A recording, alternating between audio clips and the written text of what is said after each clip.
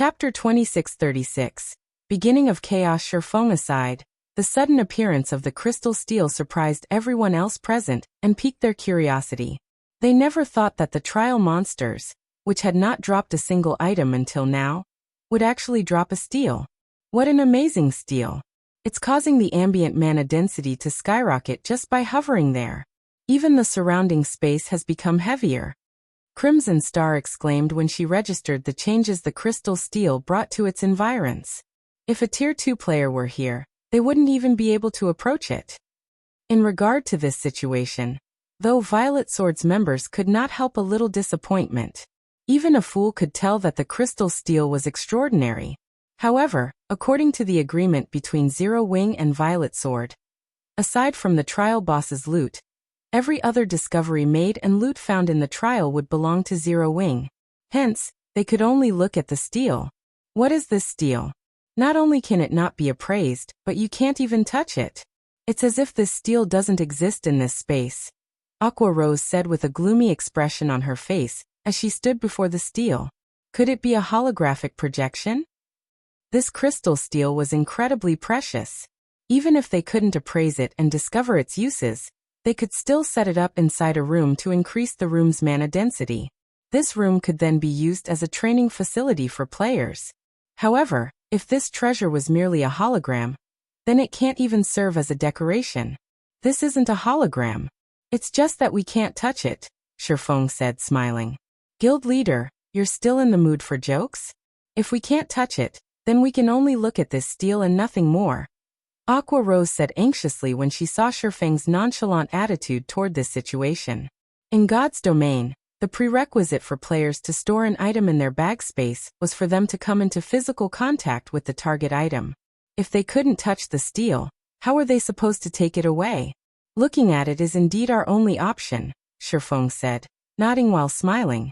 This steel isn't an item that can be taken away. The only thing we can take away is the information recorded on it. The existence of ancient legacy steels was still foreign to the current players of God's domain, because these steels appeared only in ancient ruins or secret lands. In the past, the discovery of an ancient legacy steel would always trigger a storm of bloodshed. This was because ancient legacy steels recorded the lost technology of ancient civilization. Any guild that managed to get their hands on this technology could undergo a qualitative transformation. In Faux's previous life, a total of 5 ancient legacy steels had appeared in God's domain. During the 10 years God's domain had been in operation, only 5 ancient legacy steels had appeared. One could easily imagine the value of those steels. This was also the reason why Faux was so excited to see the ancient legacy steel appear in the hero trial. Take away the information recorded? Aqua Rose was confused by Faux's words. No matter how she looked at the steel, she simply couldn't imagine how he was going to take away the information on it. Currently, they couldn't touch the steel at all. And even after using the master-ranked appraisal, she still couldn't extract any information from the steel. Just how were they supposed to take the recorded information? You can't extract the information recorded on the steel using normal methods. Not only is the information recorded massive, but it is also extremely complex.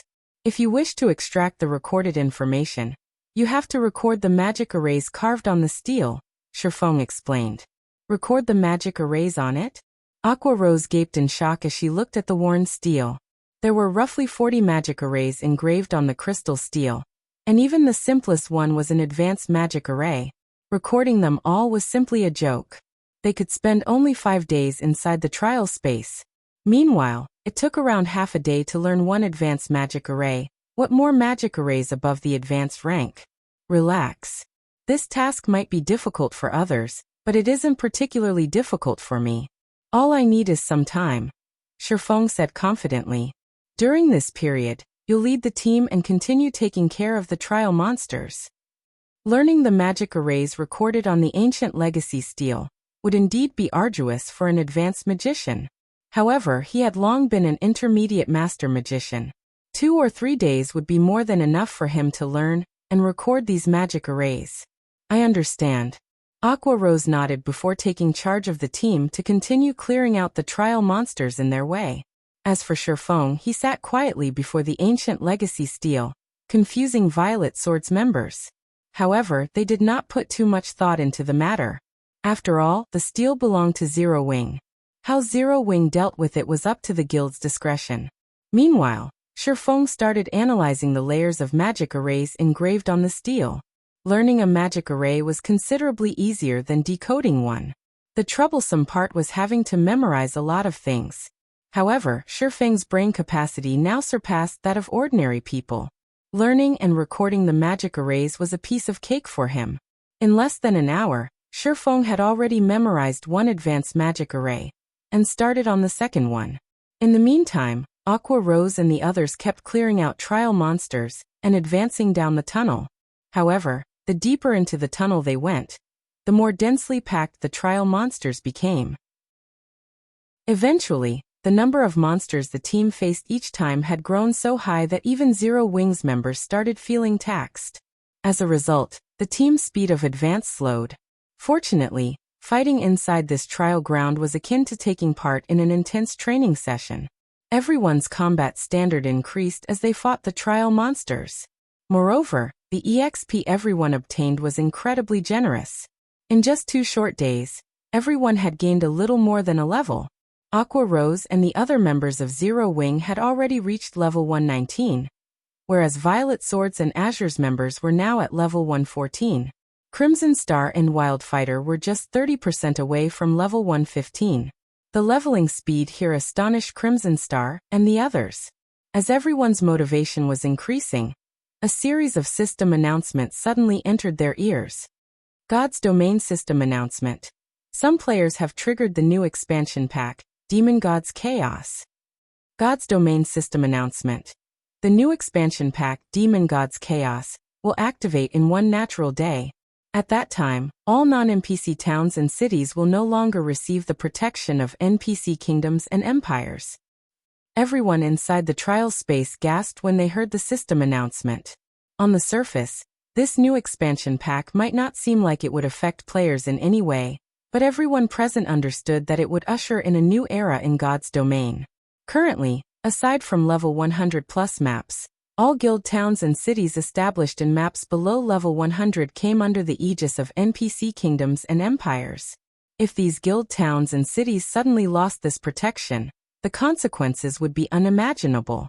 After all, most guild towns and guild cities relied on the NPCs they employed from the various NPC kingdoms and empires to maintain security. Without this layer of security, players could take action inside guild towns and cities much more freely. The chaos that would befall the various guild towns and cities at that time would go without saying.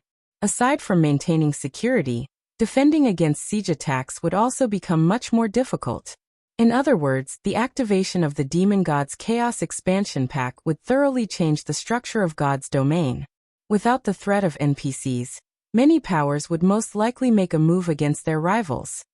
Outside the ancient secret land, chaos had already ensued. Good. Wonderful. Let's see how those local powers are going to continue protecting their resource spots without those troublesome NPC guards. I don't know who activated this expansion pack, but those people have really given us dark powers a shot in the arm. Now that those NPCs are gone, no one can stop us now. Read latest chapters at Wuxia World. The powers that were secretly developing themselves in the various kingdoms and empires started growing excited and restless. As for the superpowers, they promptly held meetings to draft countermeasures for the expansion pack's activation. Meanwhile, as the entire God's domain was in chaos, Feng slowly stood up from in front of the ancient legacy steel inside the ancient secret land. Finally, success! Feng smiled when he saw the steel before him gradually fading out of existence. He then started drawing the magic arrays he memorized, which released a frightening aura that shook even the surrounding space. Chapter 2637. Astonishing Memory Crystal. The commotion caused by the ancient legacy steel was huge. Even Crimson Star and the others, who were resting over 3,000 yards away, sensed the unusual mana fluctuation from the steel. Did something happen over there? This mana fluctuation rivals what Tier 5 NPCs cause when using Tier 5 spells, Crimson Star exclaimed as she turned toward the mana fluctuation's origin, horror coloring her eyes. Isn't that guild leader Black Flame's current location? Did something happen to him? Wildfighter similarly revealed a serious expression on his face when he felt the intense mana fluctuation. Tier 5 NPCs were existences that stood at the apex of God's domain. The Tier 5 spells used by these NPCs could wreak great devastation. Before such spells, Tier 3 players like themselves wouldn't even be able to put up the slightest bit of resistance. Everyone present would be instantly killed. Meanwhile, all sorts of dangers filled this trial space. The trial monsters weren't the only threat here. There were also plenty of traps and dangerous events that occurred at random. An ambush by a Tier 5 spell was well within the range of possibilities. If something really happened to Faux, then it would deal a huge blow to the entire team. After all, their team revolved around Faux. Even though the experts on the team understood that Aqua Rose was the person leading them all this time, if he disappeared, many of those experts would most likely question her leadership. In this situation, Aqua Rose had to contact Faux immediately. Guild leader, is everything all right on your side? Aqua Rose asked worriedly. Currently, nobody was more anxious than she was about this sudden mana fluctuation. She knew that Faux was under the demon god's curse, which tripled his death penalty. Meanwhile, players inside the trial space could only wait to get automatically resurrected. Hence, if an ordinary player needed 1 day to get automatically resurrected, then Faux would need 3 days. If he died right now, then their odds of clearing the hero trial would become even slimmer. Relax, everything's fine. I just unlocked the information recorded on the steel, Faux said, smiling when he saw the anxious look on Aqua Rose's face. Unlocking the information actually caused such a huge commotion? Aqua Rose was stunned when she heard Feng's words. This was definitely the strongest mana fluctuation she had experienced in God's domain. If this mana fluctuation were due to a spell, she wouldn't be surprised if it destroyed an entire NPC city. However, Feng was telling her that this frightening mana fluctuation was merely a consequence of unlocking the recorded information on the steel. This was simply unbelievable. This is information left behind by an ancient god. It is naturally extraordinary. However, I still need some time to complete the unlocking process. For now, continue clearing the trial monsters on your side. I'll meet up with you once I'm done, Feng explained and chuckled. In reality, the mana fluctuation had surprised even Feng. From what he knew about ancient legacy steels, the strength of the mana fluctuation when the recorded information was unlocked was an indicator of the recorded information's value. Generally, though, the mana fluctuations that occurred extended only 1 or 2,000 yards. Now, however, the mana fluctuation from this ancient legacy steel reached Aqua Rose's location, roughly 3,000 yards away. It rivaled the ancient legacy steel found in the ancient god's tomb, a level 150+ ancient secret land. However, the ancient god's tomb's minimum entry requirement was tier 4. Alright, I'll notify the others, Aqua Rose answered. After giving the matter some thought, she found Feng's words reasonable. Since the information recorded on the steel was something left behind by an ancient god, it naturally wouldn't be something ordinary. She then turned to the rest of the team and said, "Everyone, please rest assured. Nothing has happened to the guild leader." The guild leader said that this mana fluctuation is merely a consequence of him unlocking the information recorded on the steel. He says that he is not in any danger, and that we should continue clearing out the remaining trial monsters. He will rejoin us shortly. Aqua Rose's words kindled a sense of admiration toward Feng in everyone in the team. They hadn't thought that Feng would actually be able to obtain something from the steel. After a brief discussion, they promptly resumed clearing out the trial monsters in their path. In the meantime, Feng was staring intently at the gradually forming crystal hovering before him. When extracting information from ancient legacy steels, once players successfully learned the magic arrays recorded on a steel and drew them, the drawn magic arrays would gather mana from the surroundings to create a memory crystal. This was one of the more common methods ancient gods used to pass down their legacies. After all, compared to books, memory crystals were much better at withstanding the ravages of time. So long as the memory crystal was intact, There wouldn't be any need to worry about parts of the information getting lost. 3 hours. 6 hours. 9 hours. After the magic arrays gathered mana for 15 consecutive hours, a memory crystal the size of 4 adult fists took shape before Faux. This memory crystal was at least triple the size of ordinary memory crystals. Amazing! Just what is recorded in it? Faux gazed at the memory crystal before him in astonishment. The memory crystals that Eliade had given him already contained a ton of information. If not for his brain capacity being sufficiently high, he would have lost consciousness when accepting all that information. The memory crystal before him, however, was 3 times larger than the ones the Heavenly Blue Saint had given him. The amount of information contained within this unusually large memory crystal was definitely several dozen times more. Faux could not even begin to imagine what kind of information awaited him. After observing the memory crystal for a brief moment, Faux then tapped his finger on it to access its recorded information. He was really eager to find out what it contained. However, as soon as he did so, he was stunned. System. This memory crystal is extremely unstable and can remain in existence for only 2 natural days before disappearing. System warning. You have discovered a large memory crystal.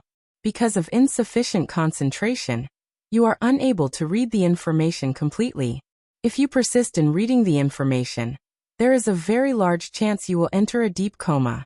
Do you still wish to read the information? I can't read it even as a Tier 3 player? The system notifications took Faux aback. Just what is recorded inside? This was definitely the first time he had come across such a situation.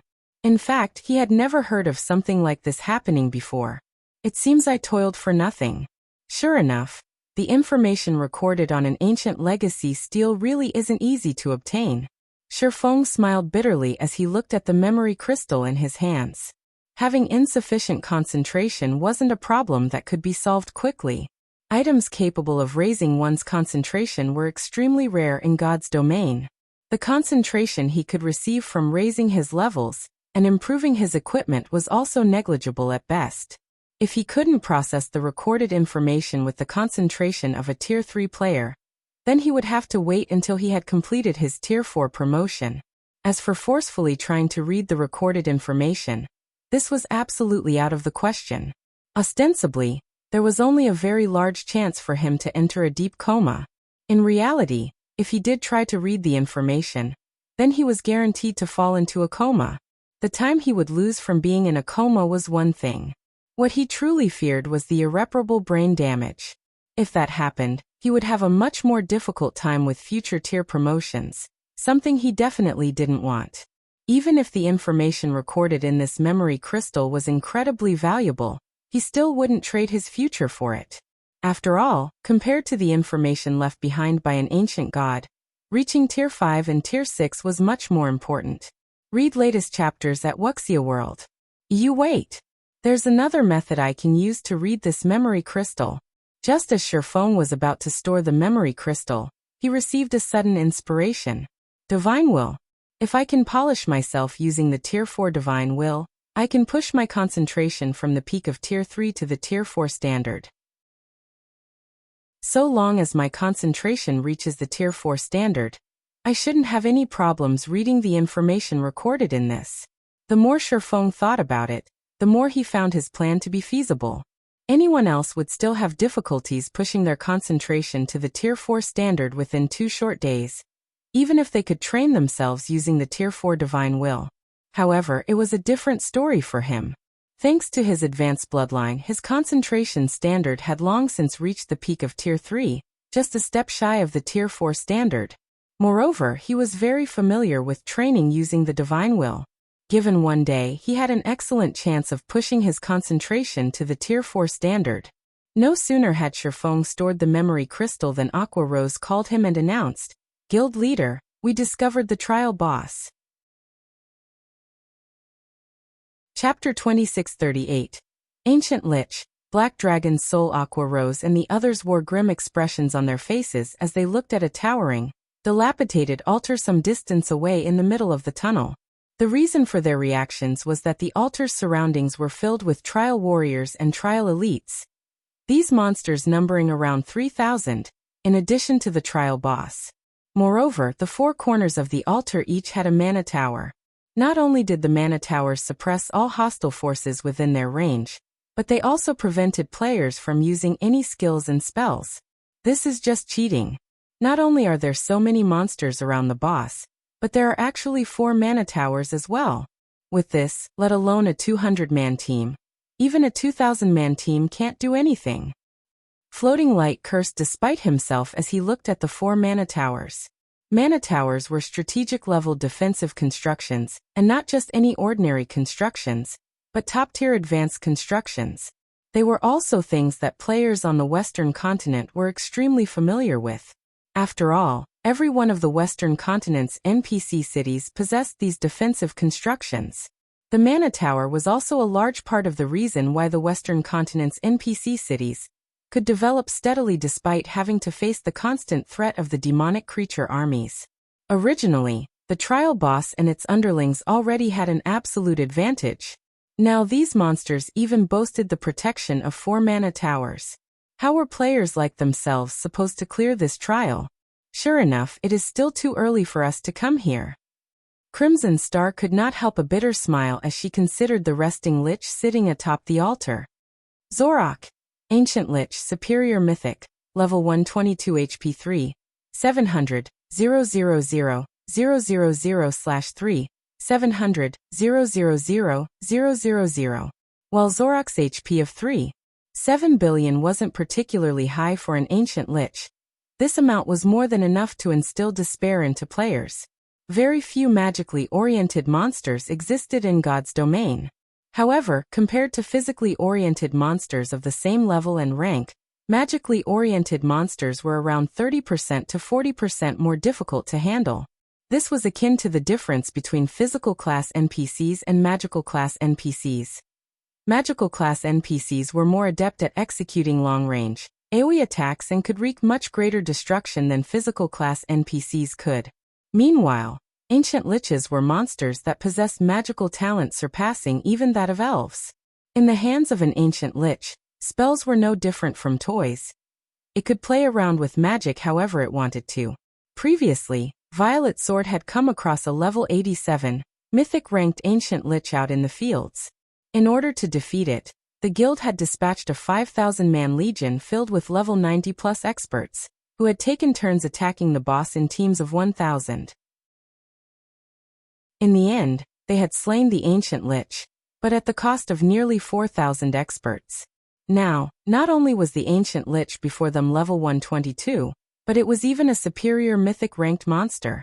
If they came across this Ancient Lich in the outside world, they would have most likely turned tail and fled already. To make matters worse, there were thousands of trial monsters and 4 mana towers supporting the Ancient Lich. With this, even a 10,000-man legion filled with expert players of the same level wouldn't be able to raid it. At this moment, let alone Violet Swords and Azure's members, even Aqua Rose and the other Zero Wing members frowned upon seeing Zorak. After all, the raid difficulty of this trial boss was simply stratospheric. In fact, in their opinion, Zorak was no longer a boss that players could challenge at Tier 3.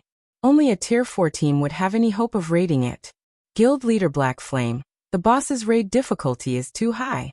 Even if we throw all our lives away and use all our trump cards, I'm afraid we still won't be able to pose a threat to the boss. Do you still wish to continue fighting? Wildfighter asked as he turned to Sherfong, who had just rejoined the team. At the same time though, he could not help but sigh in disappointment. They had gone through great lengths to reach the trial boss. If there were a chance of success, he would want to try raiding the trial boss as well. However, no matter how he looked at the situation, he simply couldn't see any hope whatsoever. After all, if they wished to raid the Ancient Lich, they would need to destroy the 4 mana towers first. Otherwise, they would be no different from live targets for the Ancient Lich, unable to put up any resistance at all. However, destroying the 4 mana towers was easier said than done. After all, they would have to go up against the trial boss and several thousand trial monsters when attacking the mana towers. To make matters worse, the mana towers possessed incredibly strong defensive capabilities. Attacks below the Tier 4 standard wouldn't even scratch the towers. However, With the 4 mana towers suppressing all hostile forces within the vicinity, they wouldn't be able to use any skills or spells against the towers. In other words, they would have to use normal attacks against these mana towers while also having weakened basic attributes. In such a situation, how many players on the team could execute attacks reaching the Tier 4 standard? If they had to rely on only a handful of players to destroy the 4 mana towers, it was unlikely that they could destroy even 1 mana tower before they team-wiped. Not to mention, the mana towers would also periodically launch large-scale destruction spells. Just one of these spells would be more than enough to annihilate their team. Facing the simultaneous attacks of 4 mana towers was an absolute nightmare. Guild Leader Black Flame, if you're reluctant to give up, I can suggest to the guild to alter our agreement to clearing the Elite Trial instead of the Hero Trial. Only, the slots you will receive at that time will be significantly reduced. What do you think? Crimson Star suggested. Wildfighter did not show any disagreement with Crimson Star's proposal. The strength Zero Wing had displayed during the trial truly exceeded their imaginations. For Violet Sword, being able to form a partnership with Zero Wing was definitely a good thing. Crimson Star really reacted quickly. Duan Han smiled faintly when he overheard Crimson Star's suggestion. However, he wasn't particularly surprised. Zero Wing's potential was already clear for all to see. If nothing untoward happened, it would definitely grow into a superpower in the future. The guild would be especially powerful due to its ability to nurture players. If Violet Sword's young talents could receive Zero Wing's training as well, Violet Sword might even have a chance to become one of the 5 great super guilds. After seeing Crimson Star's actions, Duan Han also felt the need to have the Azure Chamber of Commerce further deepen its relationship with Zero Wing. However, as soon as Crimson Star finished speaking, Faux shook his head. If the problem is with the slots, I can try to negotiate with the others in the guild. Guild Leader Black Flame, Wildfighter said when he saw Faux shaking his head. No, you misunderstand me, Vice Commander Wildfighter. I don't have any problem with your proposal. Only, I still wish to challenge the boss. After all, it wasn't easy getting up to this point. It is such a waste to give up without even trying, Faux said. Setting aside the status they would gain in the ancient city after clearing the hero trial, just the ancient legacy steel's recorded information alone made raiding the trial boss imperative. After all, the chances of coming across an ancient legacy steel in God's domain were abysmally low, not to mention one that required such a large memory crystal. If he could get his hands on the recorded information, it would most likely be the greatest harvest from this hero trial. Hence, he naturally couldn't give up without a fight. But those mana towers, Crimson Star countered worriedly when she saw that Faux still wished to attempt the raid. What if we can destroy those mana towers within a short time? Faux asked after giving the matter some thought. Destroy those towers within a short time? Feng's words threw Crimson Star for a loop. Skeptical, she asked, is that possible? The odds are roughly even, Feng said after making some mental calculations. Upon hearing Feng's words, everyone present stared at him in astonishment. For a moment, they thought that Feng was joking with them. These were 4 mana towers they were talking about. Destroying one without using any skills or spells would be as difficult as ascending to heaven. How could they destroy all 4 of them within a short time? If you really have an even chance of success, then we can give your plan a try, Crimson Star said as she turned to study the distant altar. Wildfighter nodded in agreement. The most troublesome part about this entire raid was the 4 mana towers. If it was possible to destroy the 4 mana towers quickly, then an attempt was indeed justified. Since everyone agrees, that makes things simple, Feng said, smiling when he saw that Crimson Star and Wildfighter were willing to try raiding the trial boss. Afterward, I'll personally destroy the 4 mana towers. During this period, I hope that you can keep the trial monsters busy. You'll destroy the 4 mana towers yourself? Crimson Star gaped at Feng in disbelief. Although Feng's attacks indeed carried power at the Tier 4 standard, the amount of time it would take him to destroy the mana towers on his own was no laughing matter. That's right. I'll destroy them, Feng replied seriously while nodding. Alright then. Since you wish to try, then let's try it, Guild Leader Black Flame, Crimson Star sighed helplessly when she saw that he was serious. Read latest chapters at Wuxia World. EU. At this point, she no longer held any hope of him succeeding. However, she didn't mind letting the Violet Sword members present die once to consolidate Violet Sword's partnership with Zero Wing. After all, aside from the long resurrection time, the death penalty players suffered in the ancient secret land was very low. Following which, everyone present readied themselves for battle, and positioned themselves right outside the Mana Tower's suppression radius. Once they were given the command, they would immediately charge into the battlefield, and attract the trial monster's attention. Guild leader Blackflame, everything's ready. You may start anytime. Crimson Star reported to Sherfong after seeing that everyone was in position. Good. I'll start now. After saying so, Sherfong unsheathed the Abyssal Blade and activated Black Dragon's Soul. Chapter 2639. Black Dragon King's Might. When Sherfong unsheathed the Abyssal Blade and activated Black Dragon's Soul, the Abyssal Blade immediately transformed into a cloud of black mist, which then enveloped Sherfong completely before expanding to cover a 60-yard radius around him. Before anyone could react to this strange development, a deafening dragon roar came from the cloud. In the next moment, a 30-meter-tall black dragon leaped out of the black mist, releasing a powerful aura that washed over the crowd. A dragon. Crimson Star and Wildfighter could not help doubting their eyes when they saw the incredibly realistic black dragon before them. The dragon race was one of the apex races in God's domain. Dragons were also a symbol of strength and destruction. Whenever one appeared on the continent of God's domain, turmoil would follow. Now, however, Sherfong had actually transformed himself into a dragon. Moreover, in terms of appearance or life rating, he was exactly the same as a true dragon. The only unfortunate matter was that the dragon that Sherfong had transformed into was only Tier 3. Even so, this was still an astounding ability. After all, a dragon's attributes were far superior to those of existences of the same tier. However, while the Violet Sword and Azure members were astonished by this matter, they were, after all, core experts of their respective guilds and quickly snapped out of their daze. Upon receiving Aqua Rose's command, they promptly charged toward the altar, together with Zero Wings members. As soon as everyone entered the range of the Mana Towers, the altar's trial monsters detected them. Before they could even get within 300 yards of the altar, the trial monsters had already moved into position, with 500 trial monsters standing resolutely at the bottom of the altar's staircase. The remaining trial monsters positioned themselves on the various steps of the staircase and readied their bows. So long as the intruding players were within their attack range, they would immediately loose their arrows. The 4 mana towers surrounding the altar also started launching magic beams at the team. Boom, boom, boom. Immediately, 4 light pillars emerged within the trial tunnel and vaporized everything within range. Fortunately, all the members on the team had spread out. In addition, the Mana Tower's cannons did not possess a very large AoE.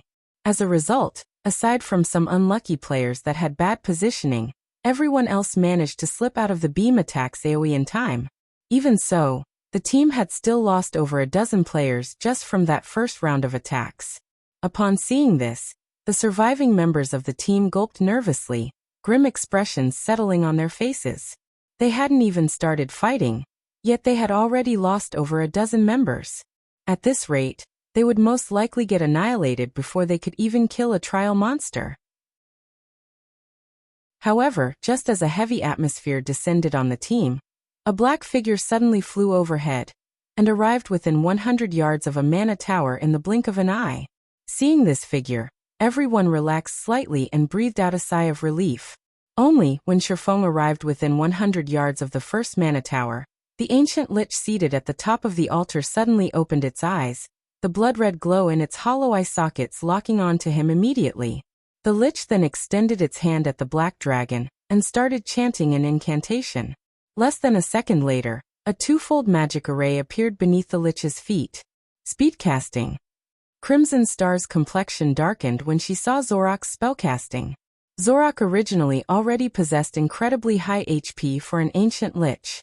Now it was even capable of executing speedcasting.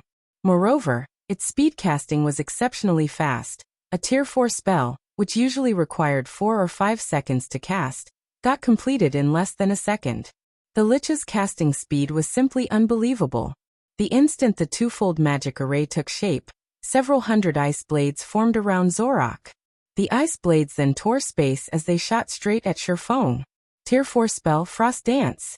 Not only did every one of these ice blades carry power surpassing that of Tier 4 mythic monsters, but they also froze their surroundings completely. As the several hundred ice blades flew toward Faux, they transformed their surroundings into a world of frost. Seeing this scene, everyone could not help but grow anxious. Dodging Zorak's attack was virtually impossible. If Faux got stuck dealing with the ancient Lich's attacks, then he wouldn't even be able to close in on the mana towers. Just when the several hundred ice blades were about to devour Faux, he suddenly extended a claw and swiped at the empty space before him. The phantom of a gigantic claw instantly appeared in midair. Holy Annihilation mana technique, Light Shadow. In the next moment, the gigantic claw tore through the frozen world and transformed the space before Faux into a pitch-black void. The several hundred ice blades disappeared completely as if they had never appeared to begin with. He blocked it. So this is Guild Leader Black Flame's true strength? Everyone present was stupefied when they saw the pitch-black void that had formed before the Black Dragon. Those were several hundred ice blades. Every one of those ice blades carried power surpassing that of ordinary mythic monsters. Going up against the ancient Lich's attack would be akin to going up against the simultaneous attacks of several hundred mythic monsters. Yet Faux had actually nullified all those ice blades with just a single blow. However, before everyone could snap out of their daze, Faux flapped his wings and arrived before the nearest mana tower. He then sent a claw smashing into the 60-meter-tall tower. Boom! Along with a thundering explosion, the magic barrier protecting the mana tower shattered. The mana tower itself had also started trembling violently, its original durability of 5,000 instantly decreasing by over 200 points. Crimson Star and the others, who were still charging toward the altar, nearly had their eyes fall out of their sockets when they saw this. The mana tower's defensive capability was at the Tier 4 standard. In other words, non-Tier 4 attacks wouldn't harm the mana tower at all. Even if a Tier 3 attack managed to cause damage, it would, at most, reduce the tower's durability by the standard 20 points. Now, however, Faux had reduced the mana tower's durability by over 200 points with just one attack. The power he demonstrated was simply astonishing. At this moment, let alone Crimson Star and the others, even Faux himself was surprised by this situation. Transforming into a Black Dragon King actually elevated my strength to such an extent? When Faux saw that the torn space before him was not showing any signs of recovery, he determined that the power of his attack had indeed reached the advanced Tier 4 standard. Before he had transformed into a Black Dragon King, his basic attributes allowed him to exhibit power at only the basic Tier 4 standard. However, in God's domain, further elevating one's power after reaching the Tier 4 standard was incredibly difficult. Only by being capable of exhibiting power at the advanced Tier 4 standard would one be able to just barely reach the standard of superior mythics. In other words, even without using any techniques, he could currently contend against the weakest of superior mythics. Despite this astonishing discovery, Faux quickly recovered his senses and resumed attacking the mana tower before him. -224. -219. -222. As Fang's claws landed on the mana tower one after another, the tower's durability rapidly decreased. In no time at all, the mana tower had already lost 1/5 of its total durability, the speed of its deterioration making Crimson Star and the others' blood boil. At this time, though, both the mana towers and the ancient Lich launched counterattacks at Faux. Immediately, the 4 mana towers fired their magic cannons at Faux, while the ancient Lich used its domain and over a dozen magic blades to restrict and attack him. Every one of the attacks sent at Faux carried the power of a superior mythic. Not daring to be careless, Faux continued using Light Shadow to defend himself before resuming his bombardment of the mana tower before him. However, Light Shadow placed an enormous burden on Fang's concentration. Even after he transformed into a Black Dragon King and gained a much superior physique, The amount of concentration he consumed when executing Light Shadow hardly decreased.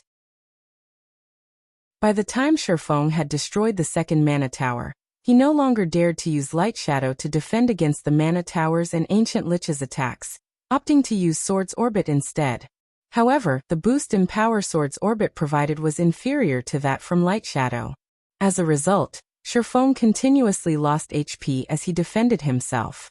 Approaching and attacking the mana towers also became much more difficult. By the time Sherfeng destroyed the third mana tower, his HP had already fallen to 64%. At this point, Zorak's attacks became even more frenzied. And when Sherfeng started attacking the fourth mana tower, the Ancient Lich also started double speed casting and dishing out tier 4 spells like they were nothing. When Sherfeng's HP fell to 24%, the fourth and last mana tower's durability zeroed out. At the same time, the suppression on the space surrounding the altar disappeared, and everyone was free to use skills and spells again. Zorak grew thoroughly enraged upon seeing the fourth mana tower's destruction. Damnable dragon! Die! Zorak bellowed as it glared at Sherfeng. The world around Sherfeng immediately dimmed as a gigantic, threefold magic array appeared above his head. A tier 4 curse? Sherfeng's complexion darkened when he saw the threefold magic array. Read latest chapters at Wuxia World. EU as he stared at it in shock, flames of annihilation suddenly descended from the threefold magic array, covering a 500-yard radius and enveloping the entire altar. Tier 4 curse, Annihilation Lotus. The faces of Crimson Star and the others sank at this sight. Shatter. Not daring to hold back, Sherfeng immediately widened his mouth and used his strongest move, Dragon Breath. Chapter 2640. Suppressing the Ancient Lich Dragon Breath. The dragon race's trademark move allowed dragons to gather all their power into a single point and propel it. The resulting attack would carry power far beyond what dragons could normally exhibit. Dragon Breath was also one of the main reasons why dragons were labeled invincible among those of the same tier. A tier 5 Dragon Breath could even destroy entire cities. The destructive power a Dragon Breath carried was even greater than a taboo skill or curse of the same tier. After Sherfeng executed Dragon Breath, a scorching white beam shot at the massive pillar of flames descending from the sky.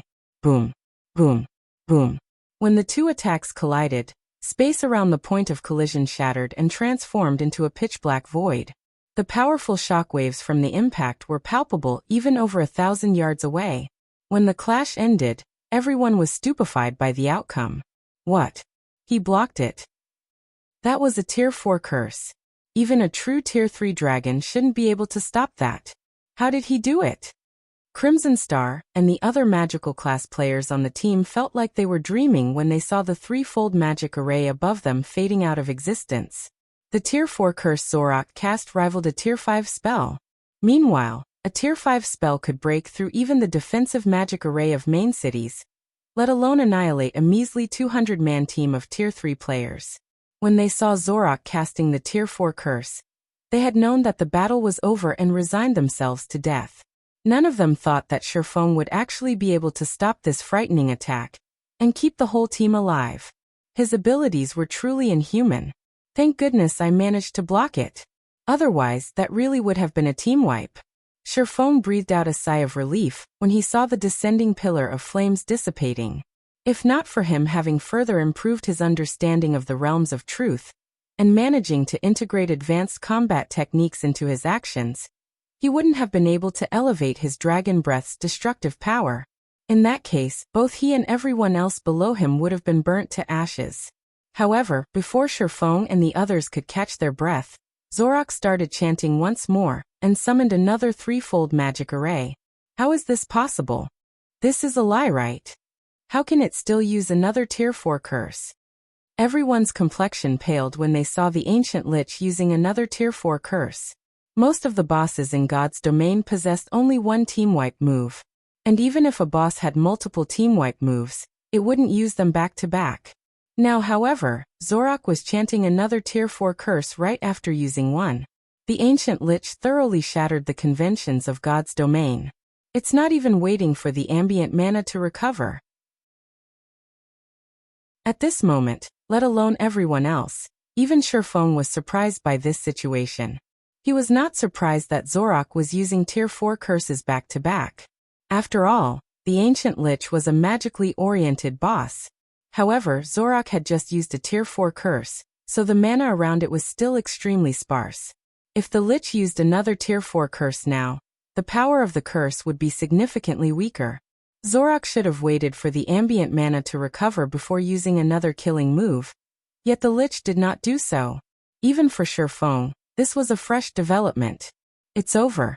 Its casting speed is too fast. We don't even have time to use Tier 3 curses to defend ourselves. Crimson Star despaired when she saw the fully formed, threefold magic array. She never thought that, after Sherfong destroyed the 4 mana towers and blocked one of the Ancient Lich's killing moves, things would turn out this way. With Dragon Breath on cooldown, it should not be possible for Sherfong to use it again within a short time. In addition, he was simply too far away from Zorak. Even if he wanted to, he couldn't interrupt the Ancient Lich's spellcasting. Meanwhile, the formation of a Tier 3 curse took at least 3 or 4 seconds. They simply didn't have enough time to defend against the Ancient Lich's second attack. Just as Zorak was about to incant the final verse of its curse, however, a lithe figure suddenly appeared before it, and slashed her greatsword down at the Lich. In the next moment, a flash dazzled everyone's eyes as the greatsword smashed into the Ancient Lich's skull. Not only did the attack forcefully interrupt the Ancient Lich's spellcasting, but it also made the Lich itself stumble 2 steps back, suffering over 4 million damage. Gentle Snow. Over 4 million damage. How high is her strength? Violet Swords and Azure's members were surprised when they discerned the identity of the Ancient Lich's attacker. They never thought that Zero Wing actually had another expert capable of contending against the Ancient Lich. While the Ancient Lich was indeed a magically oriented boss, the basic attributes it possessed were still far superior to ordinary mythic monsters. Without strength surpassing that of ordinary mythic monsters, one wouldn't be able to budge the Ancient Lich in the slightest. Meanwhile, after Gentle Snow interrupted Zorak, Sherfong immediately flew forward to keep it busy. He gave the Lich no opportunities to cast any more Tier 4 curses. Good. A chance. Everyone charge. Wildfighter yelled excitedly when he saw the Ancient Lich occupied. Now that the mana towers were gone, so long as the Ancient Lich was prevented from using any more Tier 4 curses, and they could get within melee range of it, they would have an opportunity for victory. After all, what magically oriented bosses feared the most was melee combat. So long as they managed to pull Zorak into a melee, the boss's threat would be halved. Violet Swords and Azure's members charged at the Trial Monster's defensive line with renewed vigor. Taking the lead, Wildfighter, Crimson Star, Sinful Flame, Duan Hanshan, Solitary Frost, Yin Xiaoqian, and Floating Light were like the team's spearhead. They instantly broke a hole through the defensive line, and allowed the team's other members to flood through it. However, the higher up the altar the team ascended, the more trial monsters they encountered. As a result, the team's advance gradually slowed. Damn it! There are too many trial elites. At this rate, we'll get killed before we can even close with the boss. Floating Light cursed as he fought 3 Grand Lord ranked trial elites simultaneously. Previously, he still had the upper hand when he went up against 2 trial elites. However, as they ascended the altar, the number of trial elites they came across increased. Now, facing the simultaneous attacks of 3 trial elites, he didn't even have the opportunity to retaliate, and could only passively defend himself. His HP also continuously decreased, and he needed the support of the healers in order to stay alive. At this moment, everyone was struggling in their fight against the trial monsters, their HPs continuously decreasing. Now they were completely reliant on the team's healers to keep their HPs above a safe margin. We can't continue dragging the fight out like this. Violet and Wonder, you two open up a path. Everyone else, follow them. I'll hold the rear. Aqua Rose commanded when she saw that the team was already surrounded. Follow the 2 of them? The Violet Sword and Azure members present were confused by Aqua Rose's command. Yin Xiaoqian in particular, found it unbelievable. Setting aside Violet Cloud, who held the upper hand even while going up against 3 trial elites simultaneously, Silent Wonder was just barely holding her ground against 3 trial elites. In fact, Yan Xiaoqian was faring even better than Silent Wonder right now. Yet Aqua Rose wanted Silent Wonder to spearhead a breakthrough in the encirclement? However, before anyone could object to Aqua Rose's strange command, Violet Cloud and Silent Wonder both nodded and charged toward the thick of the monsters. What are they doing? They're already outside the range of the healers. Crimson Star suspected that Violet Cloud and Silent Wonder had gone crazy when she saw the two charging into the mob of trial monsters. Although Violet Cloud and Silent Wonder possessed relatively high combat standards and extraordinary combat power, they would still take significant damage if they went up against too many trial monsters at once. Without the support of healers, they wouldn't last very long. Even if Violet Cloud was a cleric herself, she currently had to focus on attacking and defending. She didn't have any time to spare casting healing spells. However, as soon as Crimson Star finished speaking, blades of mana started appearing around the two women. Read latest chapters at Wuxia World. EU Void Blade. Shadow Rage. The two of them combined had summoned over 300 magic blades. Moreover, every magic blade carried so much power that the space around them trembled. The power of these magic blades was definitely at the Tier 4 standard. Go! Violet Cloud and Silent Wonder let loose a low shout. The trial monsters surrounding them got blasted away one after another. And in no time at all, no monster remained within a 40-yard radius of the duo. Moreover, any monster that tried to approach them got repelled immediately.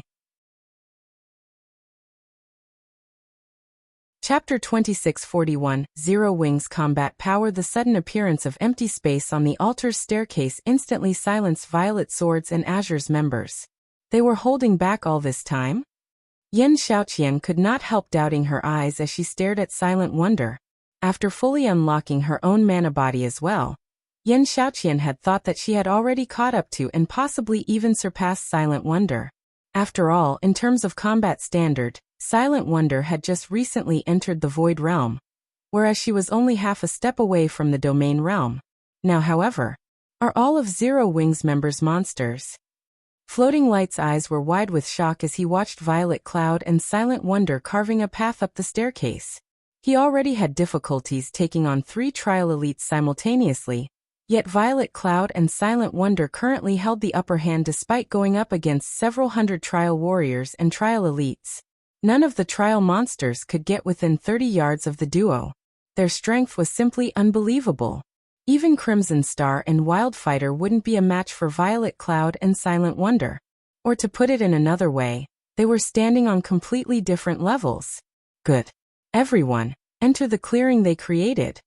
Aqua Rose immediately commanded, unfazed by the strength Violet Cloud and Silent Wonder were displaying. Upon hearing Aqua Rose's command, Violet Swords and Azure's members promptly snapped out of their daze and hurriedly followed Zero Wings members into the 30-yard safe zone the duo had created. For a time, the entire team steadily closed in on the ancient Lich while enveloped by Violet Cloud's and Silent Wonder's attacks, which formed a barrier that prevented the trial monsters from harming the team. Sure enough, the two of them have already achieved a considerably high standard in the spiritualization realm. Every one of their magic blades actually integrates a combat technique. It's as if they've assimilated basic combat techniques into their souls. Sinful Flame muttered as he marveled at the magic blades flying around the team. They've integrated basic combat techniques into every one of their magic blades? How is that possible? Yan Xiaoqian exclaimed when she overheard Sinful Flame's mutterings. Just executing a combat technique normally was plenty difficult. Executing combat techniques in quick succession was even more difficult. As for executing several hundred combat techniques simultaneously, that was simply inhuman. However, they have indeed succeeded in doing so. In fact, they're doing it as naturally as breathing, Sinful Flame said, a bitter smile forming on his face as he responded to Yan Xiaoqian's astonishment. Moreover, they aren't the only ones in Zero Wing capable of it. I really don't know how Black Flame managed to nurture so many monsters. As Sinful Flame and Yan Xiaoqian were conversing, the team arrived within 50 yards of the ancient Lich under Violet Cloud and Silent Wonder's aegis. However, as the team pressed closer to the ancient Lich, The magic blades Violet Cloud and Silent Wonder summoned grew increasingly translucent. It was obvious that their duration would end soon. Seeing this, everyone on the team inevitably grew nervous. While being closer to the trial boss was a good thing, the number of trial monsters around the boss greatly exceeded their expectations. If they lost the protection of these magic blades now, they definitely wouldn't be able to fend off the trial monsters. Everyone, gather around the boss and focus fire on it. Summer and I will hold the rear. Aqua Rose shouted through the team chat when she saw that the magic blades were about to vanish. She then rushed to the rear of the team. Everyone was stunned by Aqua Rose's words. Although the altar's staircase was only 60 yards wide, which a magical class player could easily cover so long as they stood in the middle, they would be up against several thousand trial monsters. Let alone 2 magical class players. Even 100 magical class players couldn't stop the assault of so many monsters. Normally, the majority of the team would hold off the trial monsters while a small number of peak experts dealt with the boss. Now, however, Aqua Rose intended to stop these several thousand trial monsters with just 2 people. She was simply insane. However, before Crimson Star and Wildfighter could offer up their suggestion, Aqua Rose had already started incanting. A dark blue, 2-fold magic array, angled toward the staircase, immediately appeared above her. When she tapped the butt of her staff on the ground, a torrent of water gushed out of the magic array and down the altar's staircase. The frightening deluge flushed the trial monsters down the staircase. After the floodwaters swept away the trial monsters, Alluring Summer, who stood beside Aqua Rose, also completed her incantation. An electric barrier formed at the top of the staircase, preventing ingress. However, while the electric barrier stopped the trial monsters' advance, it did not block the trial monsters' attacks. For a time, every trial monster could be seen firing arrows at Aqua Rose and Alluring Summer. Everyone felt their scalp going numb when they saw the rain of several thousand arrows. However, as if they were graceful butterflies, Aqua Rose and Alluring Summer easily weaved their way around the arrows. In the end, not a single arrow managed to land on the 2 of them. Crap! What kind of guild is Zero Wing? Floating Light gaped in shock when he saw Aqua Rose and Alluring Summer stopping the advance of several thousand trial monsters all by themselves. At this moment, let alone Floating Light, even Solitary Frost and Yen Xiaoqian, who had lived together with Zero Wing's members for a while, were shocked by this scene. They felt as if this was their first time learning of the guild known as Zero Wing. Everyone stop daydreaming. We need to help guild leader Black Flame deal with the boss quickly. Crimson Star ordered through the team chat after snapping out of her daze. Upon hearing Crimson Star's reminder, Violet Swords and Azure's members also promptly regained their composure. Indeed, now wasn't the time to watch Aqua Rose and Alluring Summer. Dealing with the Ancient Lich took priority. Everyone else on the team then charged at the Ancient Lich, and started assisting Sherfong and Gentle Snow in dealing with the trial boss. Although Zorak was incredibly powerful, it was, at the end of the day, still a magically oriented monster. After its opponents got within melee range of it, it would be fortunate if it could exhibit even half of its usual combat power. Moreover, with Sherfong and Gentle Snow's constant harassment, Zorak couldn't even cast Tier 4 AoE spells, let alone Tier 4 curses. The Ancient Lich's HP decreased rapidly. Even after Sherfong reverted into a human, Zorak's HP still dwindled. After a little more than an hour had passed, the Ancient Lich's HP had already fallen to 20%. Despicable humans! I will have all of you pay for daring to interrupt a sacrifice for the demon god. Zorak bellowed. A frightening burst of mana exploded forth from the Ancient Lich's body. The shockwave so intense that everyone present got knocked back more than 30 yards. Not good. It's going to use the innate skill of liches. Crimson Star turned solemn when she saw the Ancient Lich going berserk. Everyone, distance yourself from the boss quickly. In God's domain, every powerful race had their own innate skills. An example would be the dragon race's Dragon Breath. Another would be Lich's Frozen World. Not only was this skill incredibly powerful, but it also could not be interrupted. So long as Frozen World was activated, anyone within range who did not have extremely high ice resistance would receive frost damage over time, as well as a movement speed debuff. Fortunately, Frozen World had a small AoE with a 40-yard radius. Ranged players could easily attack from outside the AoE. However, being able to use only ranged attacks against a magically oriented boss wasn't a good thing.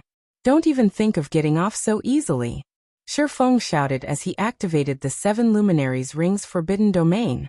A layer of gray fog enveloped the entire altar, and the frightening mana surrounding Zorak scattered and disappeared. As a result, the ancient Lich failed to gather enough mana to activate Frozen World. In the end, not only did Zorak not become more difficult to deal with, but it even became weaker instead. With the suppression of Forbidden Domain, the ancient Lich could cast only Tier 3 spells. This reduced the raid difficulty significantly. 20%, 15%, 10%. However, as the battle progressed, Zorak also grew increasingly desperate. In exchange for reducing its own defense and HP, it started using Tier 4 spells in rapid succession, reaping the lives of the players before it. By the time the ancient Lich's HP fell to 5%, less than 100 players remained alive. Fortunately, the damage everyone caused the Lich was also increasing. Moreover, the Lich kept burning its own HP to do battle. As a result, the Lich's HP still decreased at a rapid rate. Quick! Attack with everything you've got. The boss is almost down. Crimson Star shouted anxiously when she saw that the team was down to less than 70 players. At this moment, she could tell that the rate at which Zorak's HP decrease was slowing. Even though the ancient Lich only had 3% of its HP left, that was still more than 100 million HP. To make matters worse, everyone's strongest skills and spells were on cooldown. They didn't have anything left to increase their DPS. 2%. 1%.